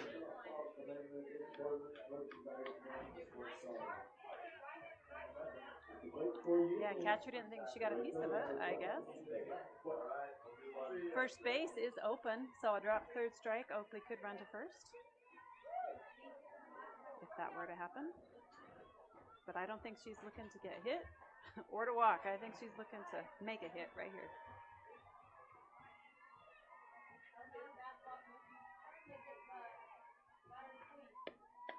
And there's a swing and a miss. Lady Bears leave two.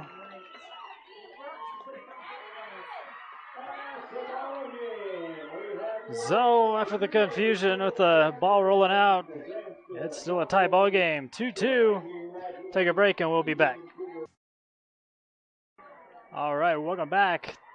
Top of the fourth here in the 4A softball state championship game. First pitch misses outside for a ball. Capri Tune on the mound. Lady Dons have number 6, Amanda Mitchell, Jr. in the box. Number 6, Amanda Mitchell. And this one outside as well.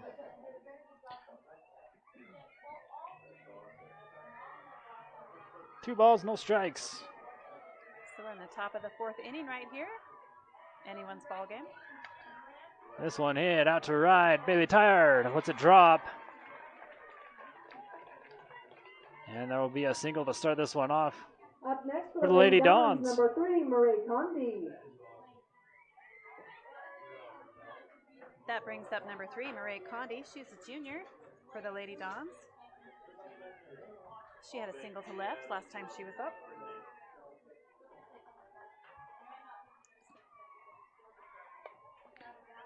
This one misses. They try to get her at first, but she's safe.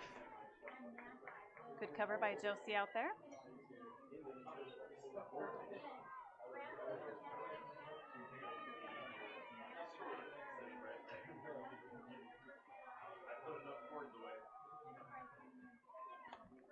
This one bunted, but it rolls foul. Yeah, good idea by the Dons right there. Trying to move the runner, and she's pretty fast.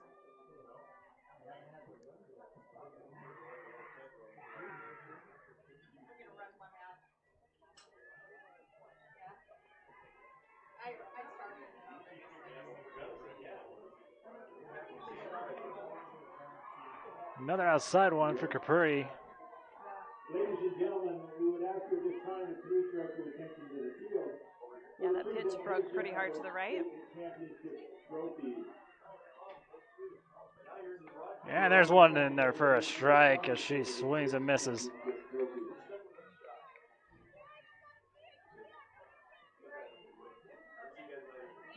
Dons have had one up and one on. This one in there, fouled away.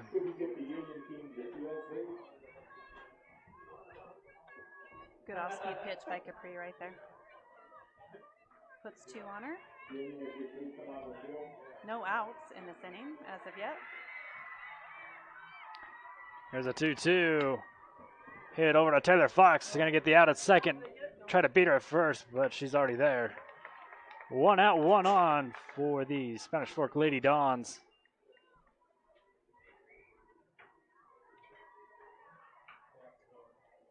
Yeah, Lady Bears tried to roll it up right there. Good hustle by Taylor. Again, Murray's pretty fast, so she made it to first with no problem. Here's a pitch by Capri, misses for a ball. That brings number 16, Trinity Benson, the freshman, for the Lady Dons, back in the box.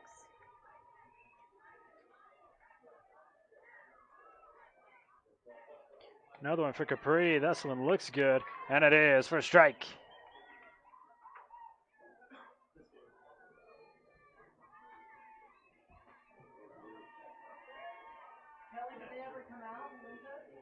There's a 1-1 going to be bunted over to Toon. Toon takes it over to second, and she gets her out at second. That is a great heads-up play by Capri. They like the pitchers to stay in the circle, but she is so aggressive. She gets out there. She knows they're trying to move the batter, and she's able to get it there in time. So great job by Capri right there. Lady Dons was still a runner on first, but now with 2 outs. Brings it back to the top of the order with number 4, Mallory Barber. First pitch to her, misses outside for a ball. So good heads-up defense by the Bears right here. Spanish Fork is hitting the ball very well, trying to mix it up. This one hit over the head of Larkin. She gets all the way to third, so you have a runner on third and first for Spanish Fork with 2 outs.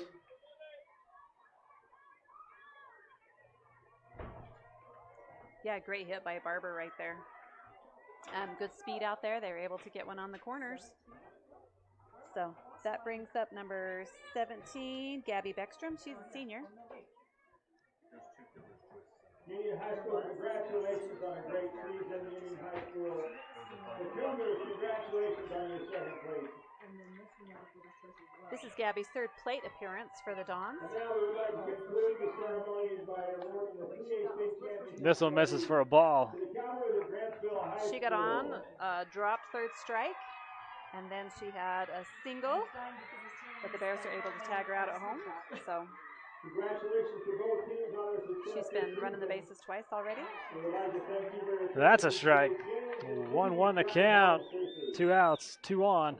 Great off-speed pitch by Capri right there.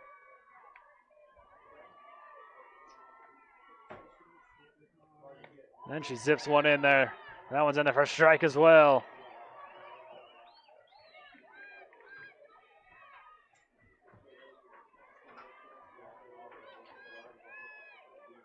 Capri with a 1-2. Pitch it in there. Hit soft. It's going to go foul. Yeah, Capri's trying to end this inning right here. So she's given a lot of great pitching to Gabby.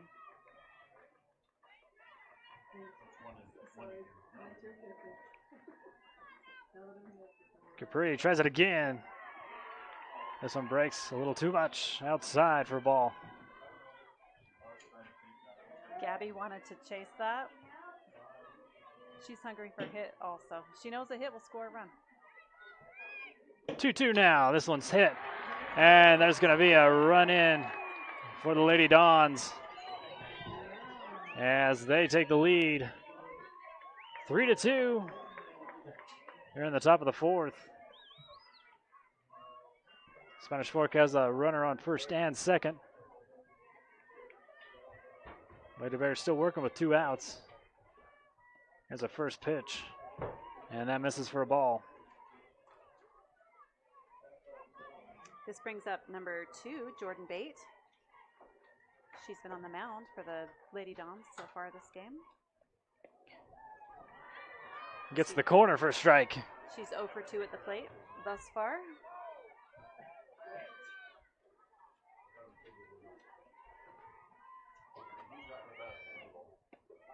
A 1-1 is in there for another strike. Capri ahead on the count. 1 ball, 2 strikes, 2 outs, 2 on. And this one outside.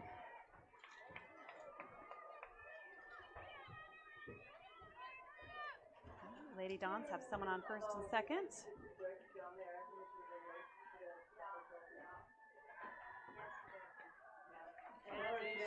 Tries for the corner again and misses. Full count. That makes me sad for.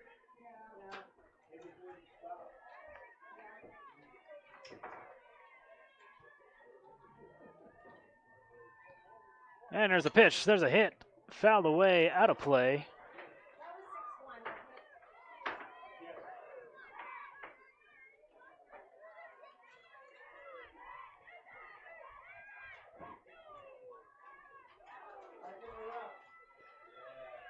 Bears only need to get one more out to wrap up this half of the inning. And this one's hit well out to center. And Ashley Hess is there. There's a out. Ashley Hess does it again at home plate. Take a look at the replay right there. Tries to get past her. Our fielder's doing a great job getting it in from the field, right on point. The Lady Bears let them get the lead, 3-2. We'll be back for the bottom half of the inning. Stay with us. All right, welcome back. Number 21, Josie Larkin, going to start the Lady Bears off here in the bottom half of the fourth in a 3-2 ball game in the 4A state championship.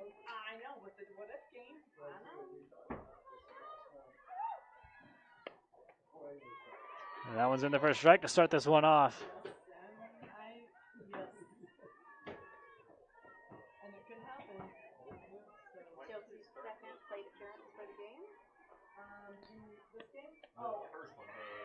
That's another one in there for a strike.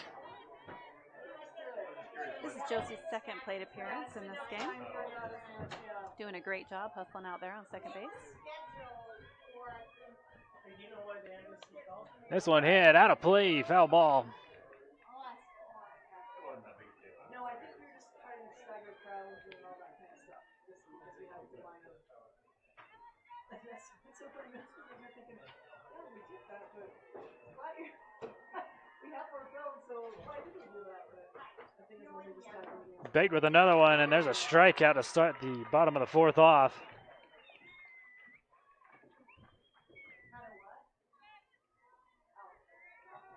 Brings up number 30, Maddie Morris, playing third base for the Bears. Now up for the Bear River Bears, number 30, Madison Morris.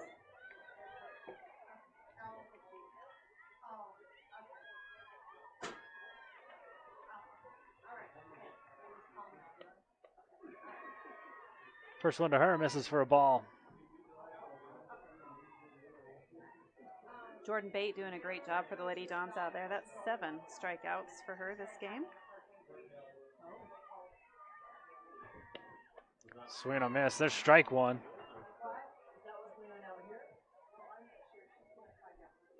Yeah, so somebody jumped over, got water or something, and then the trainer ran back over there. This one hit foul out of down the right field line. You can't see them at all. Right. It's such a great facility for all those different purposes.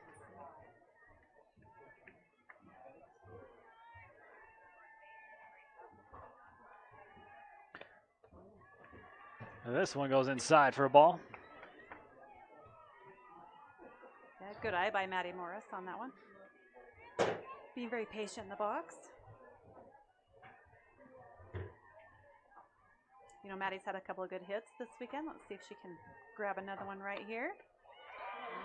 Swing and a miss. She goes down. We're out number 2 here in the bottom of the fourth. And we're going to change things up a little bit. We're going to bring in number 12, Katie Gibbs. We'll be up to bat. Batting for the Lady Bears, number 24, Bailey Tyre. She'll be batting in place of Bailey Tyre. Number 12, Katie Gibbs. Well, I got to get to the airport. Oh my. So I need to leave here 6. Yeah, you have someplace, right? Saddles? Yeah, we'll see how that goes. So in a 3-2 ball game, 2 outs. There's nobody on.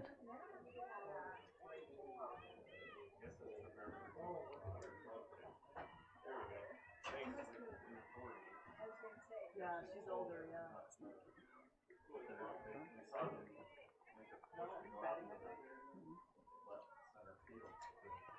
All right, we get her checked in. Here we go.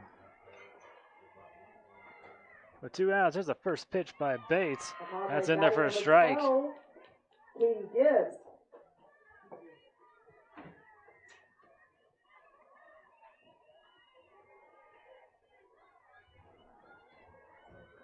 Bears have 2 outs, so it's time to get things rolling right here. Here's the 0-1 from Bates. And this one misses for a ball. Ties the count up at 1.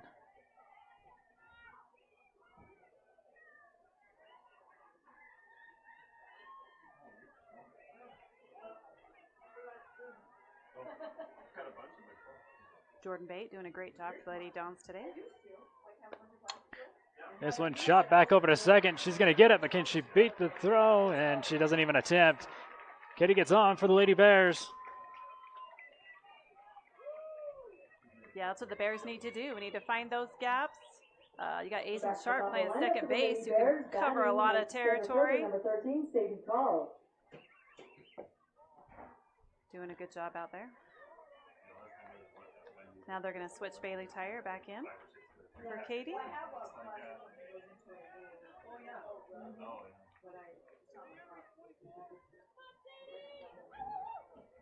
I believe Katie's done that twice this weekend. 2 for 2 at the plate. Brings us back to the top of the order with Mercedes Call.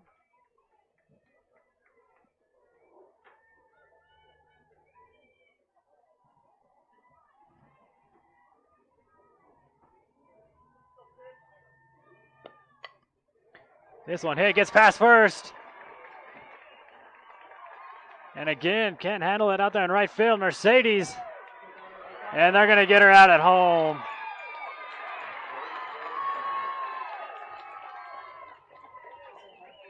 And Bailey Tyer a little slow to get up. Very aggressive base running by the Bears out there. Sadie shot it right past the third base. Doing a good job. Sent Bailey home, trying to get her there. Nice hard tag at the plate. Bailey needs a second to get her composure.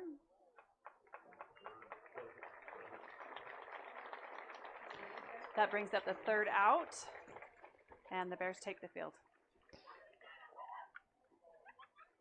Lady Bears threaten again, but still can't get runs on the board. Still a 3-2 ball game. We'll take a break and be back at the top of the 5th when we come back.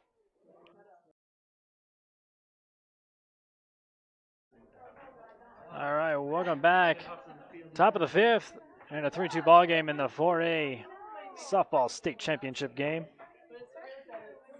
Lady Bears trail in this one. But still a lot of softball left to go. A reminder, Spanish Fork has to beat Bear River twice. As this one misses outside to start us off. Lady Dons, number 10, Riley Rudd.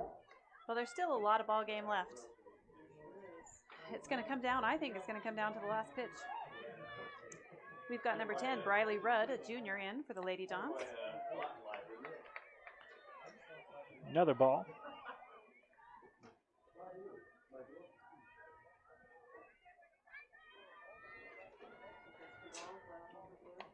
This one popped up high out to center. Mercedes Call puts her away for the first out.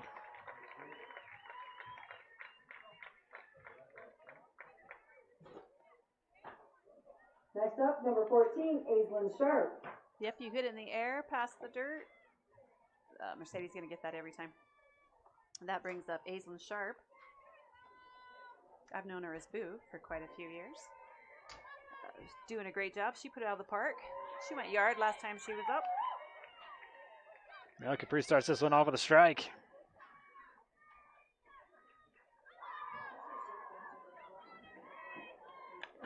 This one chopped over to Fox. Fox gets it, zips it over. Trap puts her out at first. Out number 2. Yeah, great job by Fox.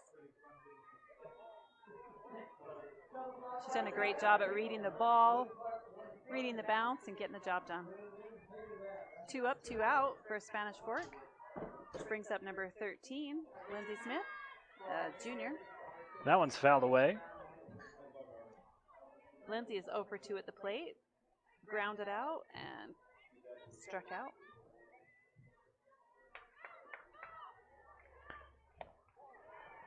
This one misses outside for a ball.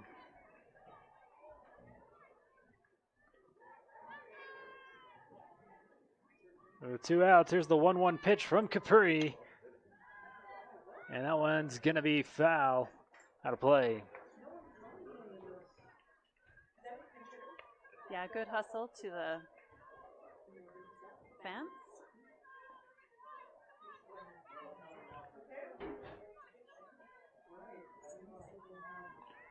1-2. Here's the pitch. This one hit soft. Scooped up by Larkin and over to Trapp. 3 up, 3 down. That's a quick top of the 5th. And that's okay. Lady Bears back up to the plate when we come back.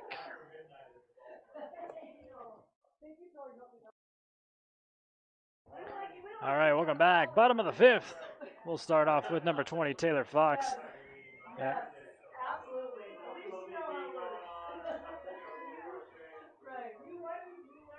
Yeah, this is a great place for the Bears to start off. She's in the 2 hole. This one popped up high and put away by the third baseman for Spanish Fork.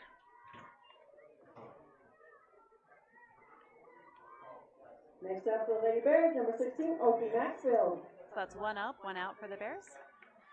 That brings in number 16, Oakley Maxfield.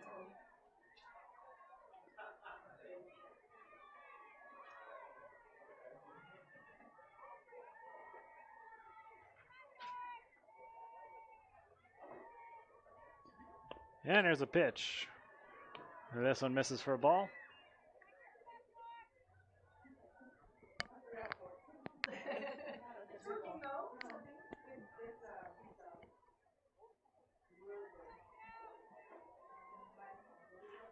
Here's pitch number 2 to Oakley. She'll hit it foul on the first baseline.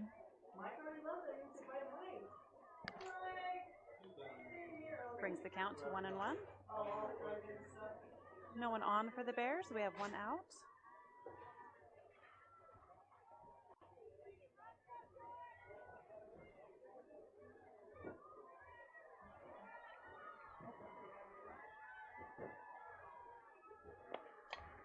Chops this one, foul again.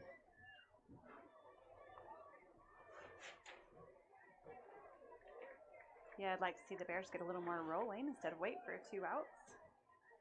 Start us a little sooner. 5th inning. Bears down by 1.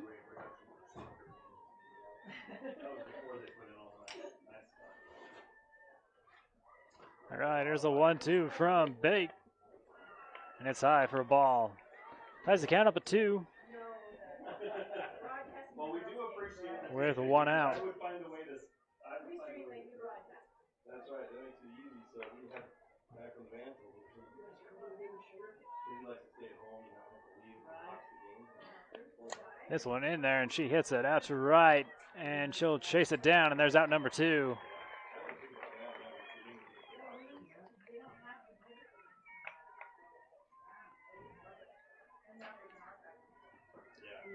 Which brings up Capri, number 33 for the Bears.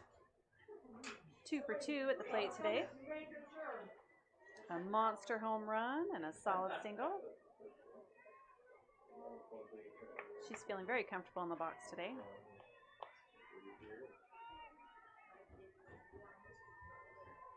First pitch to her. Misses outside for a ball.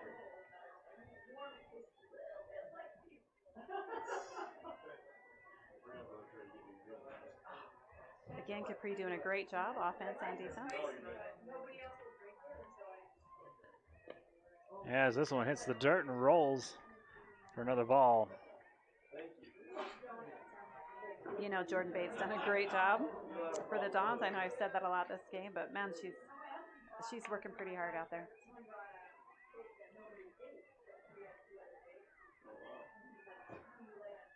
They were undefeated in region. This one misses outside. Well, I'm not sure what their record is, but didn't you say they had a 21-game win streak at one point? And they got snapped by Cedar.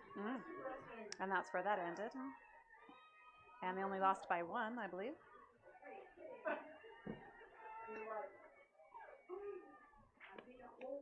And Capri Toon's going to take her base. And she gets walked, and that'll bring up Ashley Hess, but we'll have a speed-up runner come in for Toon. They send in Oakley, or Olivia Taylor. Right. Ashley also having a great Next time up to bat for the Lady Bears, catcher in number the 6, box. Ashley Huss. She had a big single and then a ground rule double.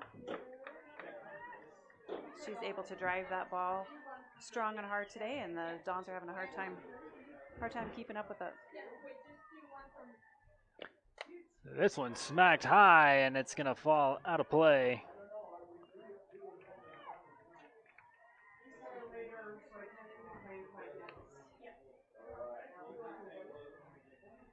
Tying run is on first. Bears have 2 outs.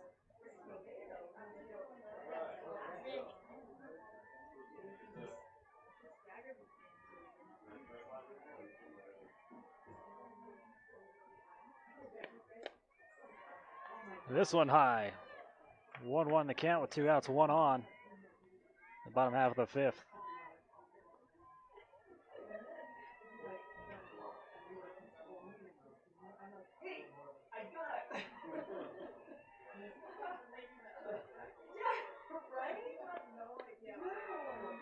And this one misses high again. 2 balls, 1 strike. Ashley doing a great job in the box, being very patient.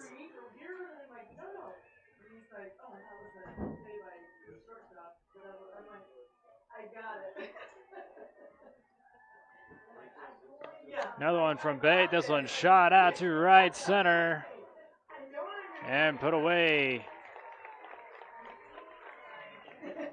Lady Bears will leave one stranded. And to the top of the 6th we go in a 3-2 ball game. Here for the 4A Softball State Championship. We'll be back after this. 3-2 ball game here at the top of the 5th. Or top of the 6th, excuse me.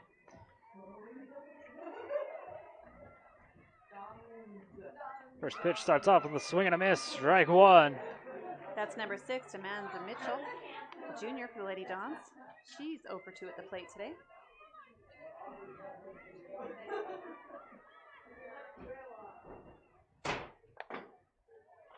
This one outside.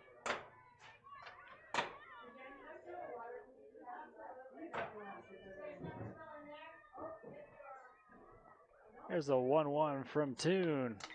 Hit fouled away.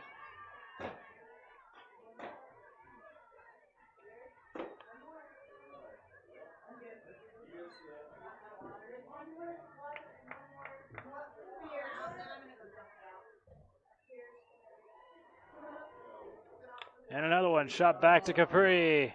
Tosses over the trap, and there's the first out here on the top of the 6th. Yeah, good start for the Bears right there. Brings up number 3, Murray Condi, junior.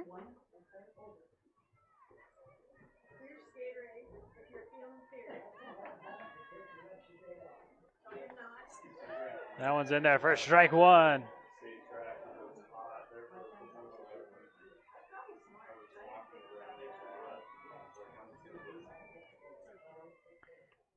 Capri gets her swing in strike 2. That off-speed pitch is such a sucker pitch. You can tell they can get halfway through the swing and go, oh. Well, they're so used to, 60 mile an hour, 50 mile an hour ball. I don't know what Capri can throw, but she can throw pretty fast. So when they see it coming in slow, they think they can get it. Runs another one in there for strike 3. There's out number 2. And take a look at the replay right there, catching that outside. Now batting number 16, Trinity Benson. Yeah, I think Capri knows we're running out of time, so she's going to get these batters, and so the Bear can score some more. Brings up number 16, Trinity Benson. She's the freshman for the Lady Dons. First pitch to her misses. Here's pitch number 2. This one's hit out to center. Mercedes Call puts her away out there. And 3 up, 3 down. That's a quick top of the 6th. We'll be back for the bottom half. After another look at Mercedes Call. Doing it like she's been doing it all season long out there in center. Well, thank you for watching. Stay with us. We'll be back. All right, welcome back. Bottom half of the 6 in a 3-2 ball game. Spanish Fork Lady Dons lead. First baseman number 3, Opie Trapp.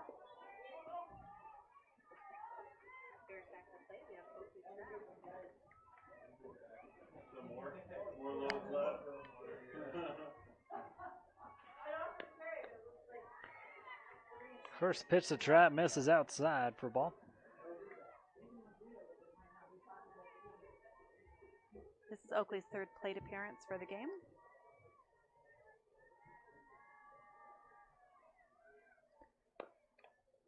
And this one fouled away. Ties the count up at 1.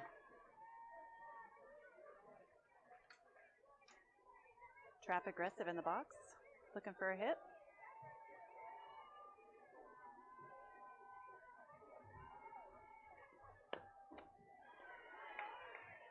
This one misses high.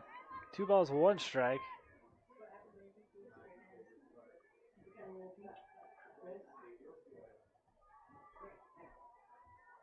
Lady Dons still have Jordan Bate on the mound. There's swing and a miss. Strike 2.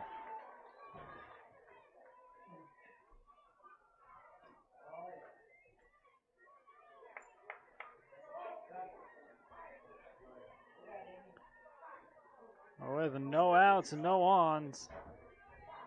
Here comes the 2-2 pitch from Bate. And swing and a miss. Gets the first out.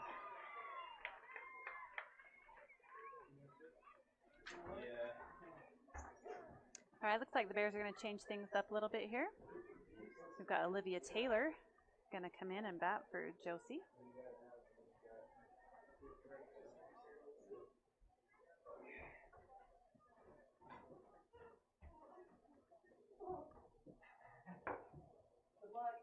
Olivia's been speed up running for the Bears. She is a freshman. Freshman center fielder.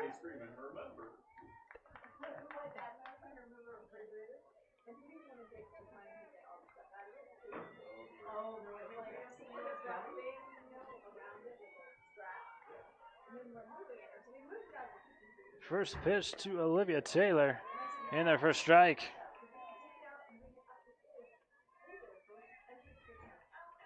Batting number 36, Olivia Taylor.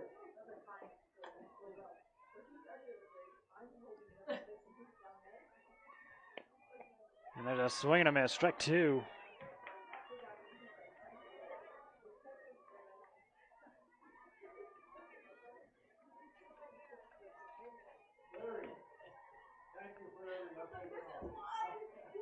One out, nobody on. Here's a 0-2 pitch, swing and a miss. And just like Trapp, there's out number 2 on strikeouts. Lady Bears like to change it up even more, bringing in number 9. They are. They're trying to strip the bottom of the lineup just a little bit. Keegan has been playing left field all game, all weekend. They're going to bring her in to bat for Maddie.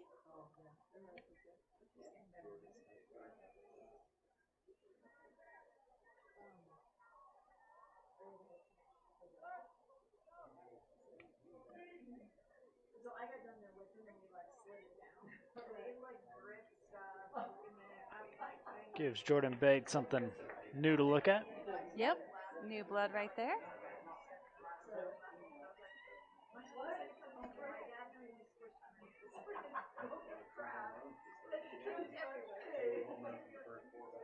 Keegan's a junior for the Bears. Here's a pitch, it's outside. No, catches the corner, strike 1.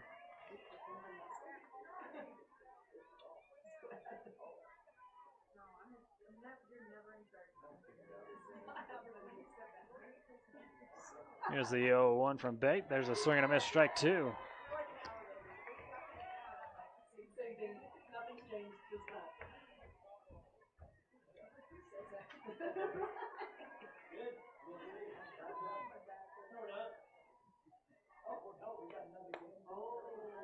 And this one floats a little high out of the zone for the first ball.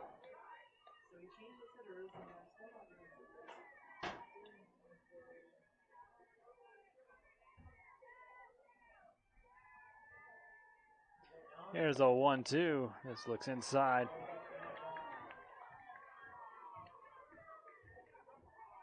Keegan being very patient in the box.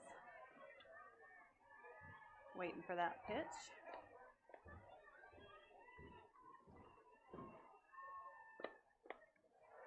And a full count now is out. One goes high.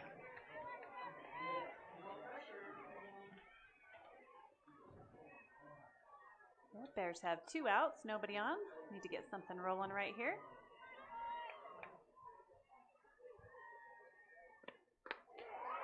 And they get her, hitting that bottom corner.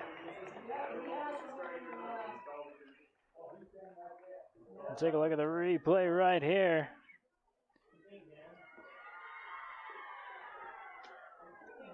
He hits it, and there's out number 3. So top of the 7th we go. We'll take a break, and we'll be back. See if the Lady Bears can hold them. Right here. Be back. All right, top of the 7th in a 3-2 ball game. Spanish Fork leads.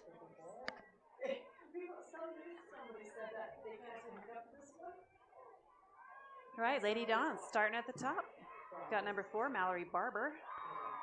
Starts off with a swing and a miss. Strike 1 from Capri.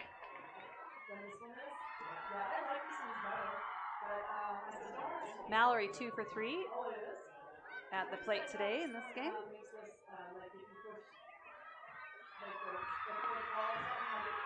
This one outside for a ball. This is the Lady Dons' last bat of the game. Bears need to hold them right here. This one misses as well. 2-1 the count.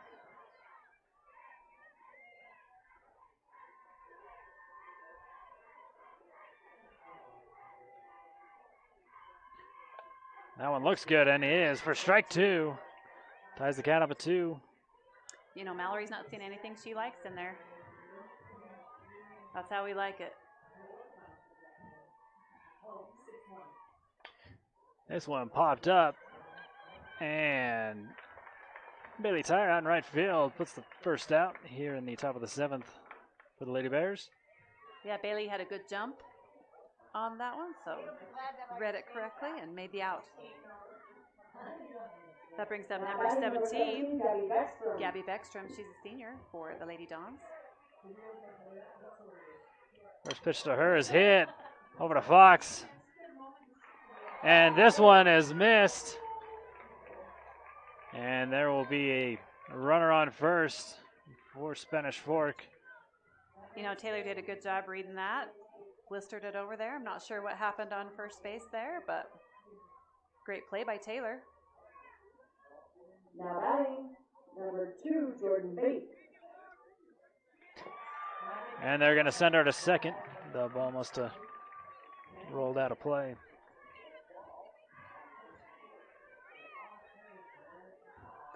Yeah, we can't see the past the awning over there, but that's exactly what happened.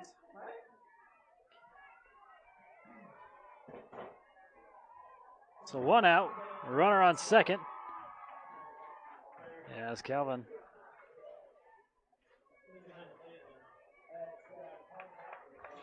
Wants an explanation. He must not have thought it went that far out of bounds. Again, we can't see it from this angle right here. But it tipped Oakley Smith and went somewhere. Okay, that brings up number 2, the pitcher for Spanish Fork, Jordan Bate.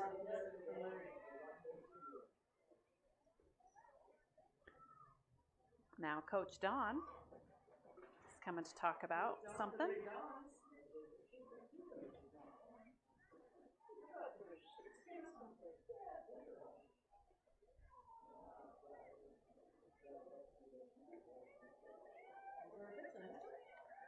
Not sure what he would be talking about. I'm not sure. Maybe just clarifying something.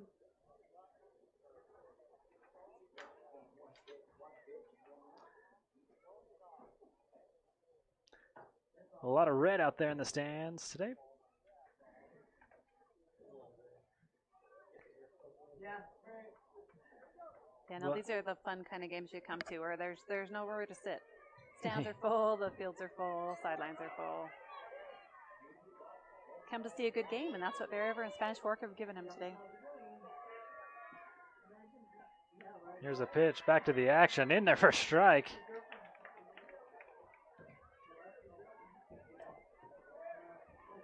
Here with 1 out, 1 on. Thought about swinging, a little high for a ball.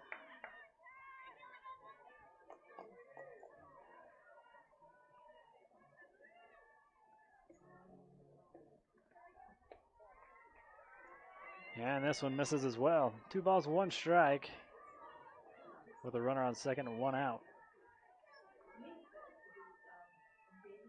Top of the 7th and a 1-run ball game. She gets the corner there for a strike.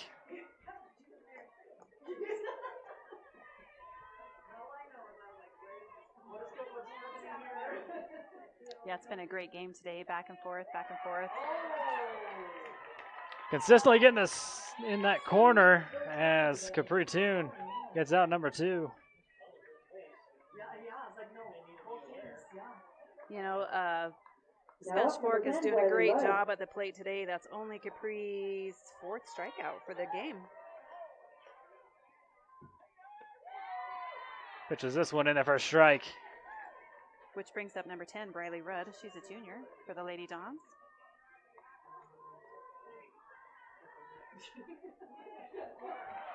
Swing and a miss, strike, and that'll advance the runner over to third as Ashley Hess couldn't stay in front of that one. Briley's 2 for 3 at the plate today. She had a great double early on in the game.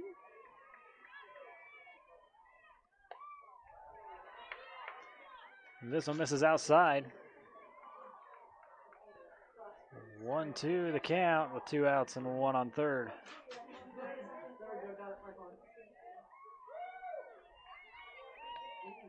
Count tied at 2 now. Yeah, Capri knows they've got one threatening to score. She just needs to get this 3rd out at the plate, get out of this inning so the Bears can get back up to bat. Well, here is the 2-2 pitch, and that is smacked over the head of Taylor Fox. That's going to bring 1 run in, extend their lead 4-2 with a runner on first. Yeah, Briley comes up big. That's a great hit. Got the runner in.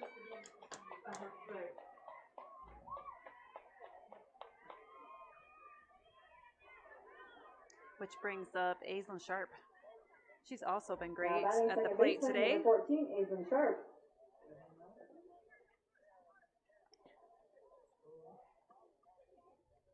She's actually 1 for 3 at the plate today. And they will have a speed-up runner come in over there on first. Number 24 checks in. 24 is Brooke Carter, senior for the Lady Dons. Hiding behind the pole. Yeah, Aislinn had a home run in the 2nd inning today.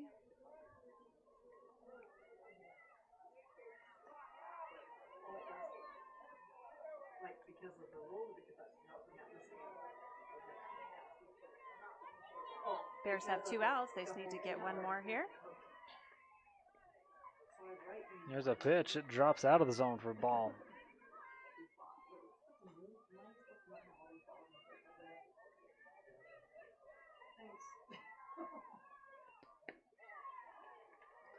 Tries to get the corner. It misses. Ball 2.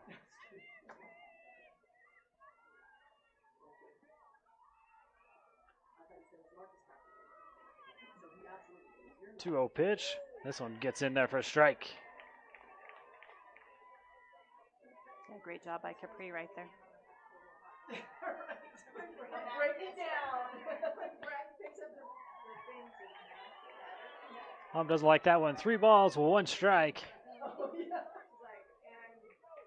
And some were done. We're okay. Capri with another one. This one's in there for strike 2. Did catch the corner on that one. So we got a full count. 1 runner on. And Aislinn at the plate. This one shot back and can't handle it out there. by Fox. They'll have a runner on second and a runner on first.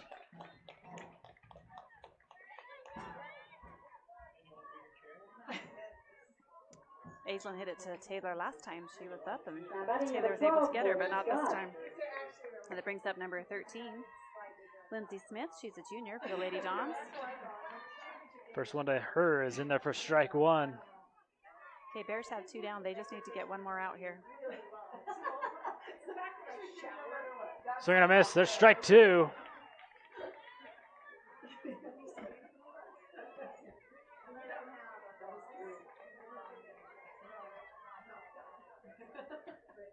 Tune with the 0-2 pitch. This one hits soft.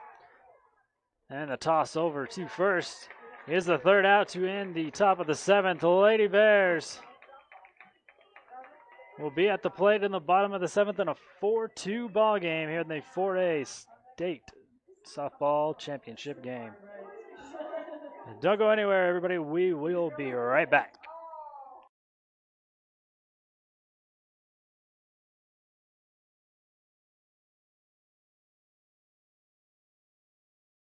All right, welcome back. Bottom of the 7th in a 4-2 ball game. Spanish Fork in the lead. And starting us off for the Lady Bears is going to be number 12, Katie Gibbs.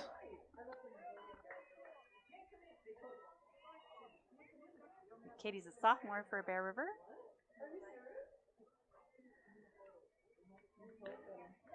Let's see if we can get something going here. Again, if Spanish Fork wins, they will play another game following this one, since the Lady Bears have not lost here in the tournament. And we will bring you that game as well. I think there'll be a 20-minute in between games. Katie hit a single last time she was up. This is her second plate appearance in this game. This one shot out to left center and a diving catch. Holy cow. What a catch out there in center field for the Spanish Fork Lady Dons. That was an awesome Thought it was going to catch. drop, but in the grass she goes for it. So there's the first out here in the bottom of the 7th, and that'll bring up number 13, Mercedes Call.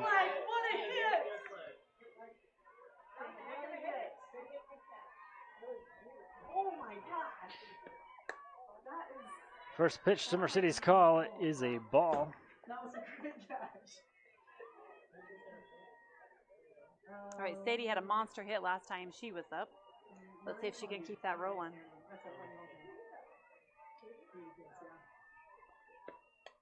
This one out of play, foul ball. That just makes me nervous because if they catch them, so then it'll just turn everything. I know you have. Sadie, a senior for Bear River. Doing a fabulous job this weekend. Oh, looked inside, but he calls it a strike. 1 ball, 2 strikes. Bears have to score 2 here to keep this game going. 3 for the win.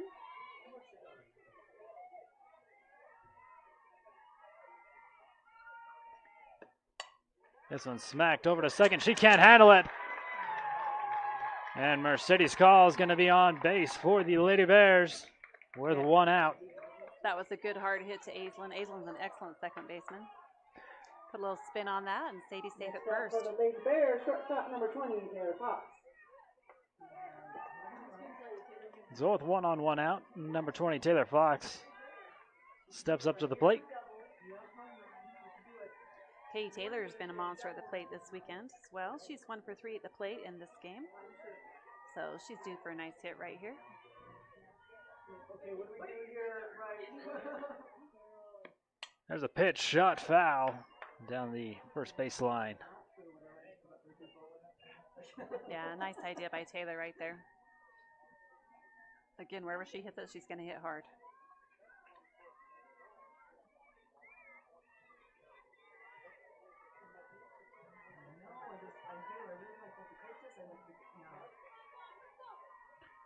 Here's the 0-1 pitch from Bate, fouled away.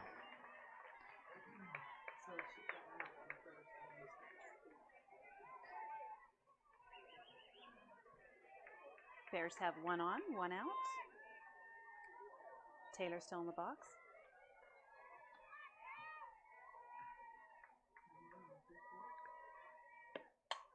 This one crushed out to right, but it's going to go foul as well. You know, the Bears have been keeping the right fielder busy all game long, so she's done a great job out there for them. Taylor just needs to find a gap right here. Sadie's fast, we can get her around.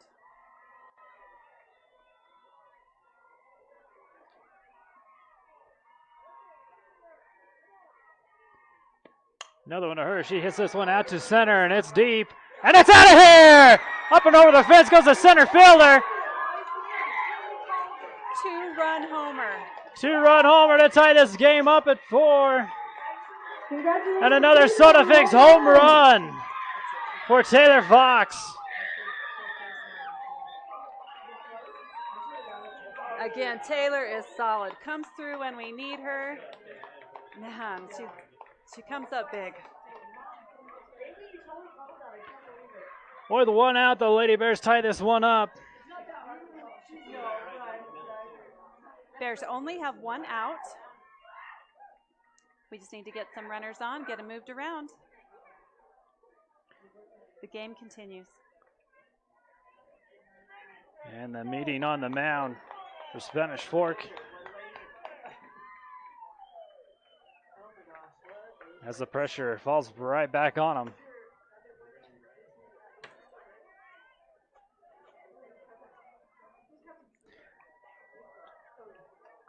Up next for the Lady Bears is going to be number 16, Oakley Maxfield.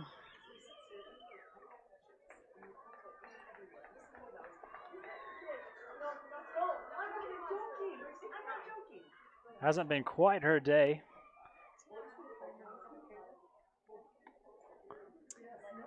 Nope, it hasn't. She's 0 for 3 at the plate today. It looks like Spanish Fork is going to change pitchers. Like you said, that Jordan Bate finished off the last game. Correct. So they bring in number 9. Yep, Briley Young. She is a junior for Spanish Fork. That's one of the secrets in softball. Knowing when the right time is to change the pitcher. Jordan Bate has done an awesome job for Spanish Fork. Number 9, Briley Young. We'd like to thank our sponsors, Andy Marchand Photography. I've seen him here today. I can't see him right now. He's in our blind spot, so all the shots that we've missed, he's caught. Right, that's what I was going to say. He's under some bush out there getting an angle that nobody else can. If you've noticed his website just in the last couple days, he's had such fun pictures. So you got to check that out.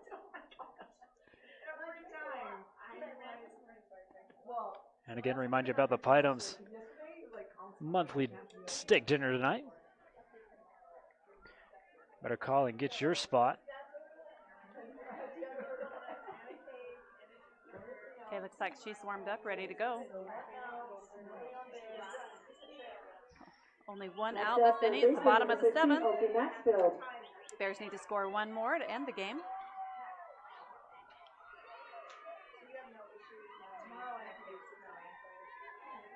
That would give the Bears their 9th state title. First pitch to Oakley. Inside for a ball.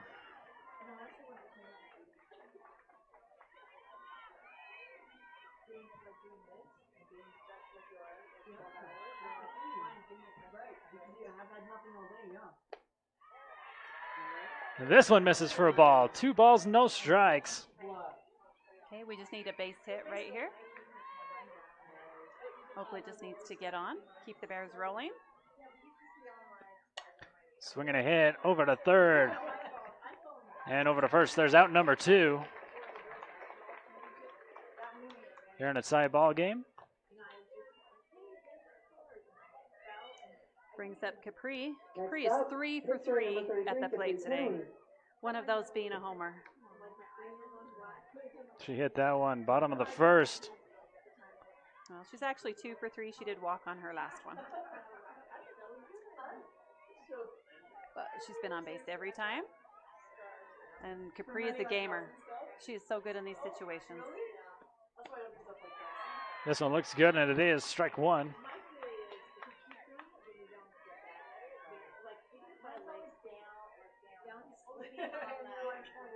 Bears have 2 outs. Again, they score plenty of points with 2 outs. Swing and a miss. There's strike 2. 2 outs, nobody on. So Briley Young doing a good job on the mound. Again, she's a junior for the Lady Dons. Here's the 0-2. Smacked and finds the hole. Is going to land, go all the way to the fence. And Capri Toon gets down on second and is safe. Way to dig out a double on that, Capri. She's been so great at finding the gaps this weekend, especially this game. So the go-ahead run sits on second base. 2 outs. 2 outs, and the speed up runner is going to come in for Capri. Maybe. Let's see who they send out there.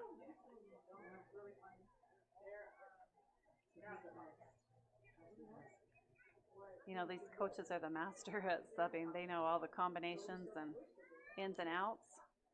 This is where the game gets more like chess. It does. Well, and one thing I think that they're considering is,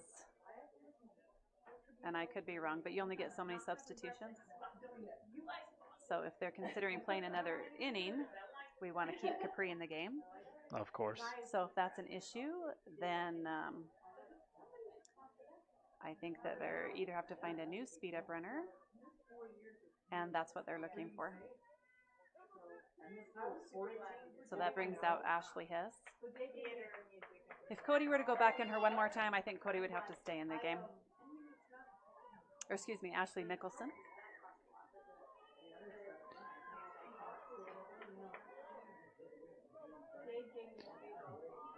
Mickelson takes over on second, and Ashley Hess steps up to the plate. 2 outs, 1 on. Here in a tie ball game in the bottom of the 7th. Ashley Mickelson's been out for probably about 6 weeks, I think. She broke her wrist. She just got her cast off about 3 days ago.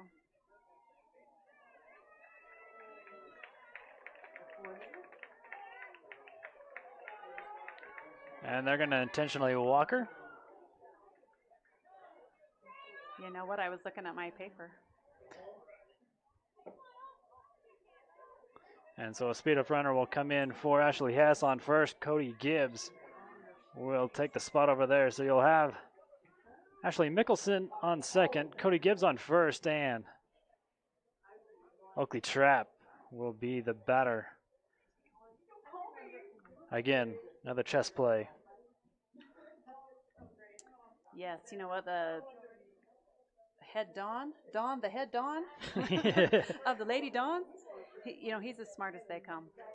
So, and you know what? Respect for Ashley Hess. She has been hitting great. Brings up Oakley Trapp, who is. She's put it in play. No, she got hit on the first pitch, and then she got out the last 2 at That's bats. right. So that's a smart move. Well, on the paper, it's a smart move, but Oakley can hit it out of the park. She can end this game right here. She's a great hitter.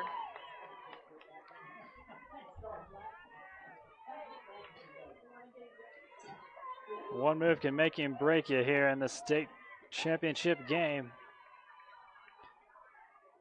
See how it pans out for him. First one to Trap is out. And that's going to, sorry. So we're going to advance the runners. You got a runner on third and second as that pitch gets away from the catcher for ball 1. Right, a pass ball can change the game. Oakley's batting on the left side. If she can hit it to the right side of the field, game over.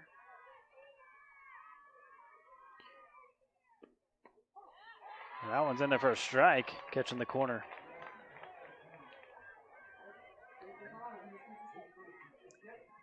This is a huge at bat right here for Bear River. Go ahead, run on third. Bears have 2 outs. Oakley just needs to get the ball in play. And that one's in there for a strike. 1 ball, 2 strikes.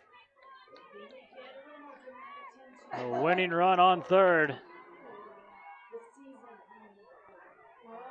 Now Trapp sends us out to left field, but it is foul. Oakley just needs to get a base hit right here. Hit it to the green, find a gap, get it through the infield, whatever you got to do. 2 outs, 2 strikes. There's a 1-2 high for a ball.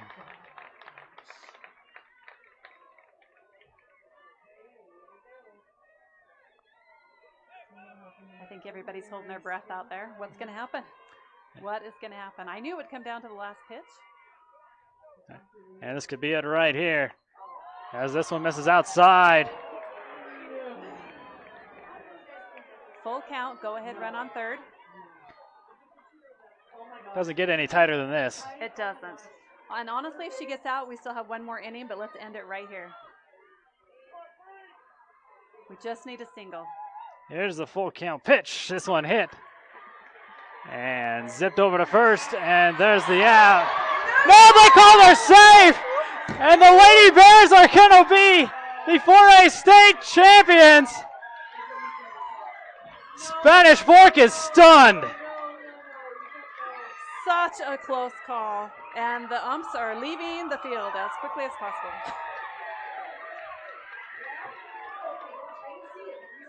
Wow. I cannot believe it. Let's take a look at the replay, see if we can see it. I think she beat it. She beat it. That's safe. Your Lady Bears are the 4A state champions.